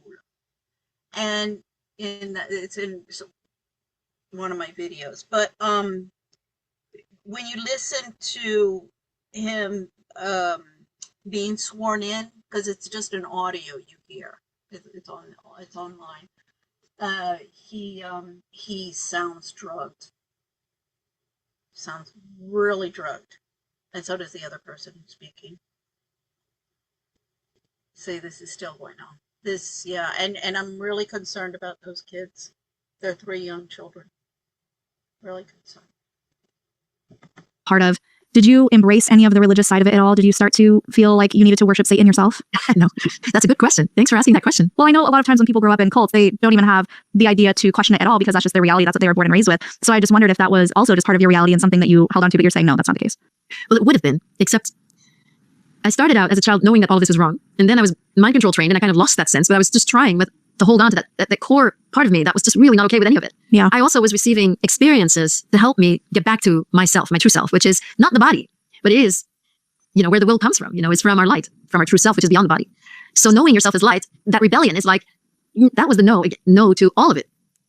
Because in that environment, when you say no, you could be killed. And I definitely believe that I could be killed when I went against, I was told in so many ways that I need to obey 100%. So that little part of me was never on board. And I was also very aware that during these festivities, these horrific festivities, that I was given a lot of drugs, but I needed so many drugs to not be present because I knew it was horrific and I never wanted any of it. And I was aware of that. Yeah. I was trying not to see what was happening in front of my eyes. I was trying to bypass what I was made to do. And it was just so horrific. I knew that you're in a nightmare. Yeah. It's a nightmare. And I knew that it was a nightmare. I did not think that this is heaven. But other people there did. A lot of people there did. That's the true believers, that you're just completely going crazy. And in that craziness, it's the do as thou wilt. The Luciferians that come through Aleister Crowley, you come to that place where it's do as thou wilt. And it just means free reign for psychopaths. It's not do as thou wilt and then do good, because most of us say, well, if we could do what we wanted, we would all do things to better the world, right? We would immediately, restore Los Angeles to its previous glory. We would do good things with what we could do with the freedom of do as thou wilt. But that saying do as thou wilt, for those people, it's not that at all. It's just to do as much harm as you want and get away with it. And that's the basis of power. Do what you want that is wrong. That is to say, don't heal your trauma, but instead go and put that shame off you all the time in more and more and more in more extreme ways and to more and more people and get away with it. So you can indulge in any bad habit that you want and no one will know but you. And no one will know but the other people that are doing the same thing, that are in the same secret club. In those orgies, they did have a religious experience. And I think it was the high, that's of course also drug induced, but also the high of togetherness. There's something that feels like it's a higher purpose. It is for Satan, but it feels for those people, that would be the higher purpose. Yeah. I have to ask, because anytime we bring up Satanists or the typical cult, like exactly what you're mentioning, I tend to get comments of people saying actual Satanists are good and they have this set of rules to do no harm and everything. I'm wondering if you ever in your later years looked into Satanism to get some answers from your past, if you found that branch of Satanism that is just people doing their thing and worshiping someone other than God, but not harming others. Does that exist? Of course it exists, but it's like with anything. I work with survivors like myself all day long. So I've learned a lot of how the network works, because a lot of the survivors come from families that were themselves satanic. And like any club, a lot of the people came through the Freemasons as well. And then others come through maybe through the satanic religion, but not as much, because it's rather that any club has lots and lots of members that front for what is actually happening at the very top, which is completely secret. It would be exactly the same in the Catholic Church. Okay, so the Freemasons keep on coming up, but I'm not positive. I think it's factions within the like with the NFL. As I said, there was a documentary how they were breeding, women having babies in order to produce children to sexually abuse, and they were produced for this specific purpose. We're seeing some stuff with the Mormons. So I think it's kind of like, you know, different factions within all sorts of different organizations. You know, because Epstein, you got the Jewish connection there. So as I say, you're kind of seeing it everywhere. There's a lot of good priests, and there's doctrine and everything that, that is fronting. About the Catholic Church, don't forget the Catholic Church, but then it's also all of the churches. What is happening in the highest spheres, which is satanic. It's the same with Freemasonry. There's a lot of people that are doing really good work. Any club, almost any club. When you get to the top of the club, you don't know what's happening there because it's by invitation. And that is the case in the satanic religion, that the top levels you can only enter by invitation. And that is something to be questioned. Why? Because in Freemasonry, you can be a 32nd degree Mason for your whole life and never enter the 33rd degree because you don't understand what it's really about, because you're sincere. Where I was, they were sincere, but they were sincere about that last aspect, of it's a free-for-all. And it's, of course, completely destructive, but that is how we gain our worldly power. And we have accepted that, and we give ourselves over. And then it includes, of course, giving yourself over to dark entities and so forth. So Satanists have done a great job to create really, really good fronts. And that is the whole Satanic Church is actually appealing to a lot of atheists. People who are atheistic are drawn to the Satanic Church. There's even children's programs and everything. And most likely, again, the sincere members are needed to hide what happens at the top levels that they themselves are not aware of. That makes a lot of sense. Thank you for explaining that. Were you ever sent to Los Angeles or to the States for this work in this network? I was in New York and I was in DC. I was never sent to Los Angeles in a network context, no. So no experience in Hollywood. I was mostly around New York. I was taken to Maine also. And then I was on some island on the East Coast because I sailed with my handler. He had a sailboat, so we sailed to the East Coast. And then I was in DC, or not DC, the city, but around there in the suburbs, actually. I was, you could say, dropped off in this family. And it was a suburban neighborhood, very green, lots of old trees and swimming pools for the children and great community. And I was there for a week. The girl from Europe that barely spoke English was dropped off there with this all-American suburban family. But I've actually, I actually know now that this family were Satanists because I've actually connected with one child that was there that we met. Oh, wow. Who had specific details that, he wouldn't have known. But he was there, and he was, basically from a satanic family, not the one that was hosting me, but these were all satanic families around there. And so nothing happened while I was there. I was just there for a week, and everyone treated me very, very nicely. So what do you think the purpose was of that? To get rid of me for a week. I mean, I guess that my handler had other things to do, so he kind of put me there. Did you even spend that much time at home in your childhood? It seems like you were all over the place. Yeah, this was the summer vacation of 1972. So for 2 months I was gone. Yeah. So then the next thing, unless there's something that you wanted to talk about before we move into how you're getting out, is there something that we're missing that you wanted to mention? No, I mean, if people have questions, then there's a lot of material out there. I try to explain as well as I can, but no, there's nothing missing. Thank you. Okay. So at what point, I know you pushed back at 9, you had said that you were still in around 11-ish because of that incident with all the wounds you had mentioned. When were you officially free of all of this? I pushed back at 10. So from 9 to 10, you could say, from 6 to 9, I was in the Belgian network. From 9 to 10, I was in the global network. And from 10 to 11, I was back in the Belgian network. And so the book that I wrote is called Quest for Love, Memoir of a Child Sex Slave. And it describes the last year in the network. And I ended up getting rescued by somebody who was himself in the network. Wow. How did that happen? I do describe it in great detail in my book, but basically, and I think, that my memoir is a good book to read if you are interested in this subject at all, because I try to write and hopefully speak in a way that I understand that these things are very difficult and they're extreme and they're beyond extreme. And it's not something that I really would want to be talking about, from an ego place at all. I would rather focus on spirituality and beautiful things because there's a lot of beauty. And I hope that my writing has the depth and beauty to offset the horror, because the horror is real. And then the spirituality brings you in the beauty, because it is real in a relative sense. It is absolutely real.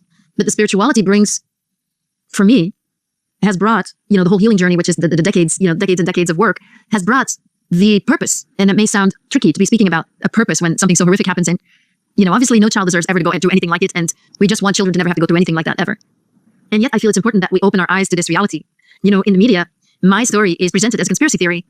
And that would be very convenient for the perpetrators, obviously, if we believe that. But my story is testimony. And, that's it. I'm testifying about what happened to me, something I really rather would not do. But that's my life. That's been my life, and I've accepted it. And really, I've embraced it. And now I know that this is my best life. This is my best life. And on some level, I do want it. But I would rather speak about beautiful things and spiritual things and maybe be a philosopher or something rather than try to explain what drives pedophiles, Yeah. Or that know some of the most famous elite. The people who are doing this, for everybody, it's just a conspiracy theory. Just as conspiracy theorist, everyone who writes this off, people, I mean, yeah, I know there's charlatans all over the place, but be in this business a little long, you get to see the signs. And also, this story is corroborated time and time again elsewhere. So, you know, elitists of our world are actually Satanists and are doing crazy things behind the scenes that we cannot even imagine. I'd rather not expose anyone either, because I feel the focus when you're starting to expose is not on the issue. The only reason I would want to name names is because I don't like the idea of speaking about something that is the worst thing that someone has done in their life and that takes away the rest of their humanity. But it is important to name these names because these are people, okay, a lot of them have very good reputations, which they pay for. You know, that's all, you know, curation of, you know, an image. And they're really, really good at that. And it's important to shatter that image, that it's not all, these people are not all perfect at all. And in fact, you know, they're hiding, you know, behind this image. So for the sake of the truth, I think it's important to name names. But other than that, I'd rather stay away from it, because it's more important for me to offer some kind of explanation of the reality of this, that they can be accepted, because I think it is important for us to move forward, that we understand that this is a reality where, you know, it's not just greed and corruption. The greed and corruption are side effects of that. And of course, everything's affected by this. Some people just need everything and they're completely mentally ill, but they're very, very smart, but they're emotionally completely sick. So how are we going to, you know, if we're going to follow them, you know, and try to be like them, you know, then we're going to fall. It doesn't work. They do not have any wisdom. So it's like the whole paradigm needs to shift, because the paradigm as it is where there's a power structure that's not working. It's not working. And so how do we empower ourselves? You know? Yeah, having been in it, with your experience, with the work that you do with other survivors, what are things people can do to stop this, to speak out? I mean, this is such, with the elite, with the powerful, the people who are paying for this immunity, how do you even begin to hold people accountable? How do you begin to take it down? How do you begin to help these children who may still be in it right now? Yes, well, I think that is, the healing has brought me to this place where I think I'm aware of what my role is meant to be. And I think my mission is twofold, that on the one hand, it's about speaking about it so that to increase awareness of this truth, that people can sort of begin to realize that this is real. And the second part is, I say that we are all participating in this toxic power structure. And I say that the way that we participate in it is by our own power projections. That is to say, either put people up and give our power away to some people, or project down and judge and, you know, be part of the division and look down on other people. And I think those power projections these are based in trauma. And the purpose. Denial. Didn't happen. Oh, that's not possible. Yeah. Not only is it possible, it's going on all the time. Traders of the cult that I was in, they are doing that to the biggest level, that they're at the top of the power structure that as we know it, with the most money and the most power and the most privilege. And from that place, they project down on the rest of the world. Like, they don't even think of us as the same species. They just think that they're superior. And so everything is justified from that lens, that they can just project down on everybody. And that then leads to these completely psychopathic behaviors where, you know, a human life doesn't mean anything to such a person anymore. And all of that is trauma-based. That it is not someone who's just this sort of old school type of evil person. No, it's based in trauma. And it's based in trying to get rid of one's trauma, that one becomes numb. And it's based in their own trauma, and constantly trying to relieve themselves of their own trauma by constantly putting it on others, by constantly projecting down. And we participate in it by projecting down on other people, giving ourselves power and giving power to them or other people, or other, you know, everybody has their own set of power dynamics, that we give power as much as we project power, give power away, our own power, as much as we give it away, as to the same degree we need to put ourselves above other people. And so I developed a healing modality, the unconditional model, which looks at those power dynamics, and then offers a way for us to heal ourselves, because that is what is needed for all of us to be empowered enough so that the general consciousness reflection is not what it is today, but that is the healthy, healed modality where we heal ourselves first. We change ourselves to change the world. Yeah, so it starts with us. It starts with helping those who are ready to heal, who are ready to tackle their... Yeah, as Michael Jackson said, starts with the man in the mirror. And, you know, there's some stuff coming out again. I think, look at that also, about Michael Jackson. But there's Michael Jackson, from what I have seen and heard, and from testimonies and from people close, he did not molest those children. Michael Jackson grew up in a highly dysfunctional family, highly dysfunctional environment and everything. He was physically abused. I don't think he was sexually abused. I don't think his father ever sexually abused his children. I don't think Janet was either. I don't know if she ever was, but I don't think by the father. But he did physically abuse his children, and he was psychological, and he, you know, very manipulative and very dysfunctional family, but also very dysfunctional upbringing with all of the fame that Michael and, you know, everybody parasite around him.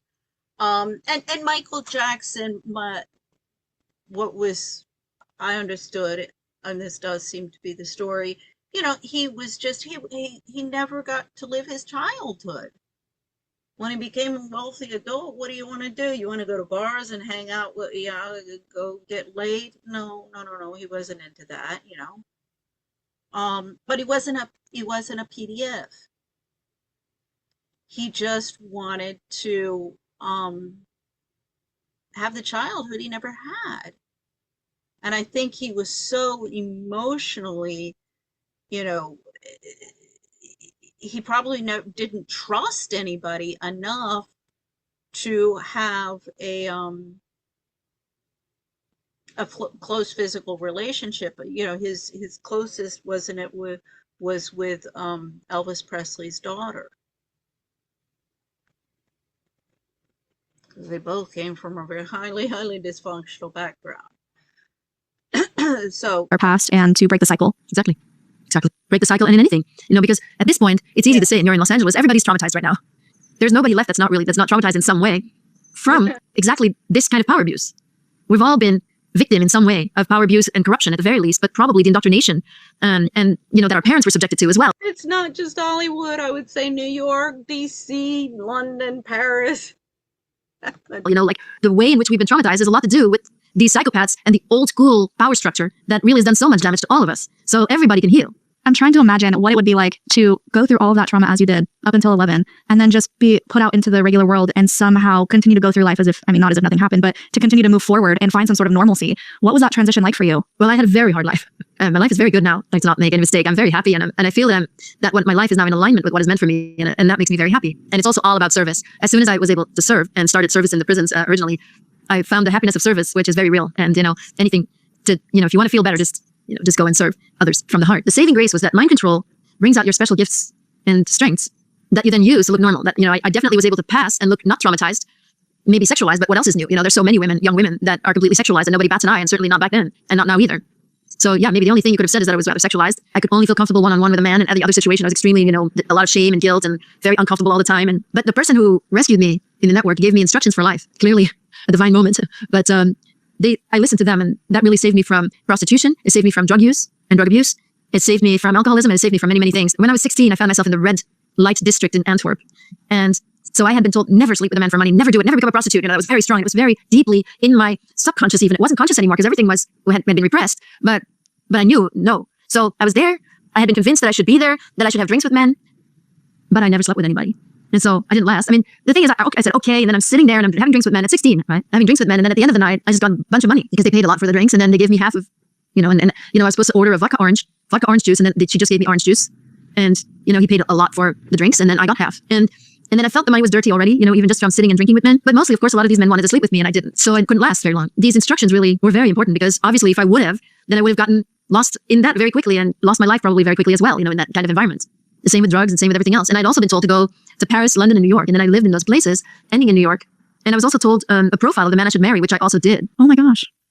How old were you when you married him? 30. Wow. So how did this person know all of this? These instructions, what kind of things did it say? Obviously, don't sell yourself for sex, don't get into drugs and alcohol. But real world stuff, like they'll open a bank account or... No, not that. Okay. Not that. He also didn't say that I should study, which I did do. Uh-huh. But he said you have to marry, you have to find yourself a man. So this was very wise. He was only 21 years old when he said this. This was a gangster.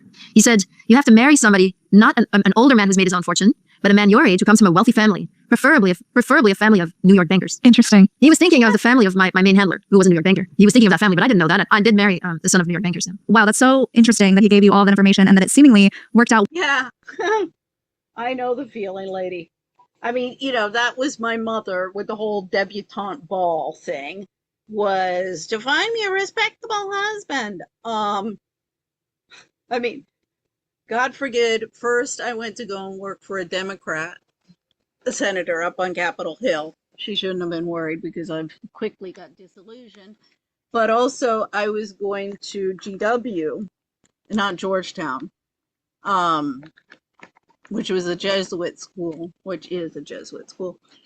GW, which had all sorts of Jews from Cherry Hill, New Jersey, and future bankers. In fact, a friend of mine, Harvey Eisenberg, he's one of the top merger and acquisition lawyers in New York. So anyway, part of the building of the House of Cards. But yeah, definitely. So who'd she marry? Well enough for you to get on your feet and kind of figure out where to go from there. So when did you decide to really start processing this, or were you forced into processing it? Did your body tell you or give you all the signs of, okay, it's time to deconstruct, it's time to work through this? I had no body awareness at all. It was like everything under here was completely, there was no awareness. It was a complete split. And it was really yoga that brought me back into my body later. But I did start getting flashbacks in my 20s.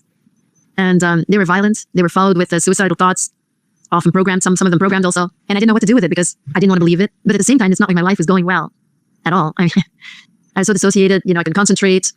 I would get menial jobs because I would be interviewed by the man who's hiring. And, I was only okay with one-on-one with men. And so I would be hired, but I was no good at the work. And then I would get fired also after a little while. So I was struggling tremendously. I ended up in LA in 87. I went to LA. Very confused. I was attracting older film industry guys that wanted to marry me because I was already in my 20s. So it seemed like I was already kind of older. So again, only comfortable one-on-one with a man, but anything else, I just had it's like I had no compass. I didn't know who I was or what I wanted. I had no idea. I would just end up in bed with certain men and not with others, and just no rhyme or reason to anything, except that everything that was happening was some kind of what I call a trauma loop, emotionally repeating things from childhood, one after the other. When I was getting these flashbacks, I started therapy in 88 in LA, and immediately something became clear. And when that happened, I got this this is the first thing that is true. This is the first time that I feel like this is truth. And then I actually cried for 3 weeks. I was in grief. I was just thrown in grief. But even though I felt the victimization and I felt the pain and the grief, I was receiving insights, and I wanted the wisdom. I wanted the understanding, and that kept me going. And of course, had I known what I was getting into, I would have never, I would have never had that life had I known, because it was so long and so painful. And, it took 10 years to find a therapist that I could work with. Really. I mean, I was working with therapists, but they could help me with the sexual abuse. They could help me with, incest, but they could not help me with any of the flashbacks I was getting because they weren't open for that. In 96, the Dutroux case in Belgium helped me to realize that these flashbacks could have their reality in that network that was being talked about on the news. And then I found a therapist in 97, finally. I moved back to New York, and that's the therapist I found out after a long search, by the way. Finding competent therapists and psychologists or psychiatrists to deal with these issues, it's as problematic as the lawyers and the policymakers and everybody else. It's managerialism gone amok. Way that therapist could help me, and she did not know anything about this. She didn't know anything about extreme abuse. She was just open, and so I did the most important thing with her. But I could barely move, let alone go to therapy, and really dragging myself to therapy. That to get out of the house was so hard. The weight of the grief was so hard to carry. I was super sensitized. I was getting triggered all over the place, and I was in New York City, so it was just the worst place to be. Really, it was very, very difficult to get through the day, to get through the week. But because of my situation, I was able to go to yoga a lot and to therapy a lot, and the yoga was really healing my body, and the therapy was really helping me to understand better and to find the new perspective for that little girl that went through that and took all that on, and then get the perspective of the healthy adult who's saying, no, this was not your fault. And then the meditation practice that I also started really helped me to get most importantly, really the overall view of the purpose of all of this, which really is spiritual. I feel in terms of me personally, to learn what I've learned. Like, I would never have found understanding of this kind of evil if I hadn't gone through it. What I went through to really understand these people. I'm not condoning anything, obviously, but I understand how a person can fall that way through trauma and then making wrong choice after another. And it doesn't make him unaccountable, but it does help me to understand and to have more compassion. Yes, learning that compassion. And that's another reason why we do the show. We want people to understand where people come from, have a better idea of how to communicate, how to be open, how to hold space, how to not try and quote fix anybody because no one's broken. Sometimes people just need someone to talk to, like you're mentioning with that last therapist, someone who is just open to hearing and accepting and be there for you. So I want to talk more about that healing process. I want to talk more about the work you did in the prison system with the yoga and the inmates. I think all that is super important. So I would love to do a live with you where we can have everyone else come in, ask questions, and dive a little bit deeper into that, as well as what you're currently doing to help other survivors, if you are willing. Absolutely, yes, that would be fine. Okay, good. Because we've had such a great conversation. I don't want to cut it short, but we are just about out of time. So let's end with a Linda Listen statement. Just anything you want to say. It could be a sassy statement toward any of the elites. It could be a statement of encouragement to our listeners. Anything that is calling you right now. Well, sassy is not really my style. Okay. But what I've learned, and I do feel that I have learned what I wanted to learn in this life. It's really only and all about love. And it is about unconditional love. Like, what I've experienced is the lack of love, and which makes everything exploitative. And everything is about using and exploiting with lack of love. The people who do not have any self-love and therefore have no love to give. And so everything becomes lies. And that the only reality in this universe is love. It's the only thing that has ever healed me. The therapist who could understand, she was able to, over time, convince me that there was love from her, even though I was paying her. That was very hard to do. I did not believe that I was lovable. And so for her to sit with me and to be with me and to turn everything over very thoroughly in her very sweet way, also I have to say in humble way, that's what changed. That's what made it change. But also when I look back, I'm 61. So when I look back, everything that's made a difference is when someone was unexpectedly loving. That's what makes the difference. And I think that's what keeps the universe going. That's the attractive force in the universe that brings us back to reality. And I think that's really all that matters. Yeah. You said something like love is the only reality. And I mulled that over for a second. And I feel like you're onto something, which is it's either love or lack thereof, which creates the distortion, which creates the corruption. So yes, I am with you in that. Bringing in more love and unconditional love too, and compassion, not saying that's lack of accountability, because of course we need that as well. I think holding someone accountable is a way of loving them and helping them work through things and hold up a mirror and help them see what they've done is wrong. So yeah, beautiful statement. Do you have any other final thoughts before we go? And then we'll tell everyone how to find you. No, that's it. Thank you. Okay. So how can everyone find and support you? We'll put the links to your social media and your book and everything in the description, but do you want to give everyone an Instagram handle or a website where they can find you? Well, my website is the easiest. It's just my name, AnnekeLucas.com. And there's a whole lot of information there already. There's my Instagram, of course, or whatever else where you can find me is there. And also resources for survivors. Amazing. Thank you so much, Anneke. It was such a pleasure to talk to you. Pleasure for me. Thank you. So everyone, if you're listening, thank you so much for being with us all the way to the end. Let us know if you made it to the end. Leave those words of encouragement for Anneke. It means so much to us and the guests. Helps boost the algorithm, helps more people. Yeah. So, see, the thing is I forget exactly where. Let's see. When I Googled her, this is, this organization, she spoke at that, was one of their speakers or something. So, but, this, there are so many of these organizations out there who are making a ton of money, this global citizenship or citizen, whatever it's called. Uh, and, oh, come and speak at our event and get on the podium. And I mean, I'm not, certainly not criticizing this woman, Anneke, at all. Um, and definitely thank her very much for speaking out, because we need more people with this courage. But these organizations, these platforms, they're not doing anything about it. We need, as I say, I mean, it has taken me, first, it took me several years to prepare my own case against the Spanish government. That was the challenges, the Spanish defense of González Carreño versus Spain. I mean, as I say, I don't care how this goes through and how we get an investigation and some accountability. We need accountability, because this is not just in the US, it's everywhere.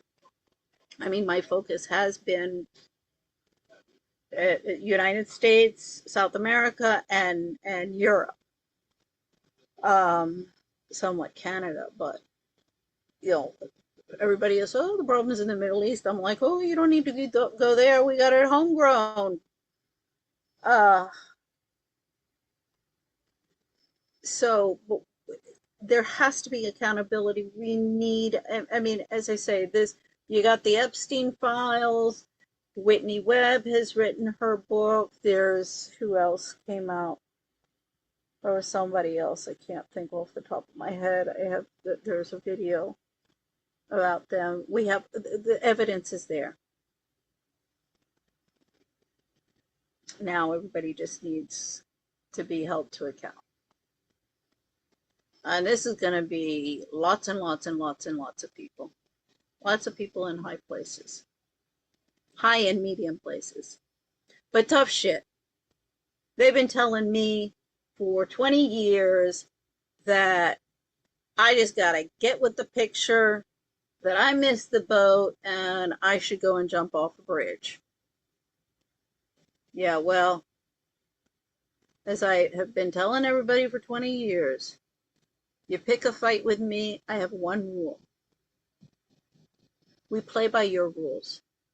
You want to play dirty? We play dirty.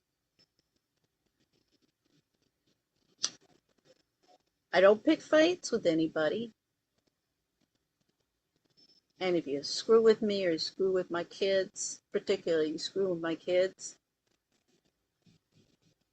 I'm not going to walk away. And when I get into a fight, I don't lose. I mean, I'm not talking about physical fights. The only person I've ever had a physical fight with are my sisters. And that was many, when we were little. So I'm not talking about physical fights. There was one thing, I mean, and in this, I do feel I'm an extremely privileged person. God didn't give me a lot of money. I mean, I don't come from a poor family by any means. I know in terms of most of the world, I come from what they would consider a wealthy family, but I come from a respectable, well-to-do family with a famous doctor father. He wasn't famous Hollywood. He was in the medical community, a cardiologist, for his work in thrombosis. So, I do come from a privileged class. However, my greatest privilege is not the material wealth. My greatest privilege has been the noggin that God gave me. and the good sense to know how to use it, and an education that gave me the confidence. As my mom would always say, your teachers would always say you could be the top of your class if you would just try. And I'm like, well, if they make it interesting, I'll knock your socks off. And I would when they made it interesting. But also, see, the thing is, she was also, oh, this gets into jealousy. Same with my ex-husband. It's like when I was little, and they did the IQ testing at school, and because the results came back, and I asked my mom about it, and she's like, those things don't mean anything. And I knew very well what came back, that I had inherited the smarts of my father, and my other siblings had. I mean, I knew it. Everybody, my siblings knew it. My mother understood it. That's where the jealousy and resentment from them came. Um, so whatever. As I say, that's true privilege, and it's a gift, and everybody has a gift. I can't sing. I mean, I listen to some of these people, like I love Barbara Streisand, Celine Dion, Whitney Houston, their voices, I mean, blow me away. I don't have that talent. Everybody, I think, just like we all have a place in society, we all have been given a talent. And everybody would be working on developing their talents and utilizing those God-given talents towards the general welfare in their community, the world would be a better place, and we wouldn't have this situation of this poor woman, which is all too often, believe me, it's happening all the time, and still happening today as we speak. Okay, so that's it for tonight. Bye.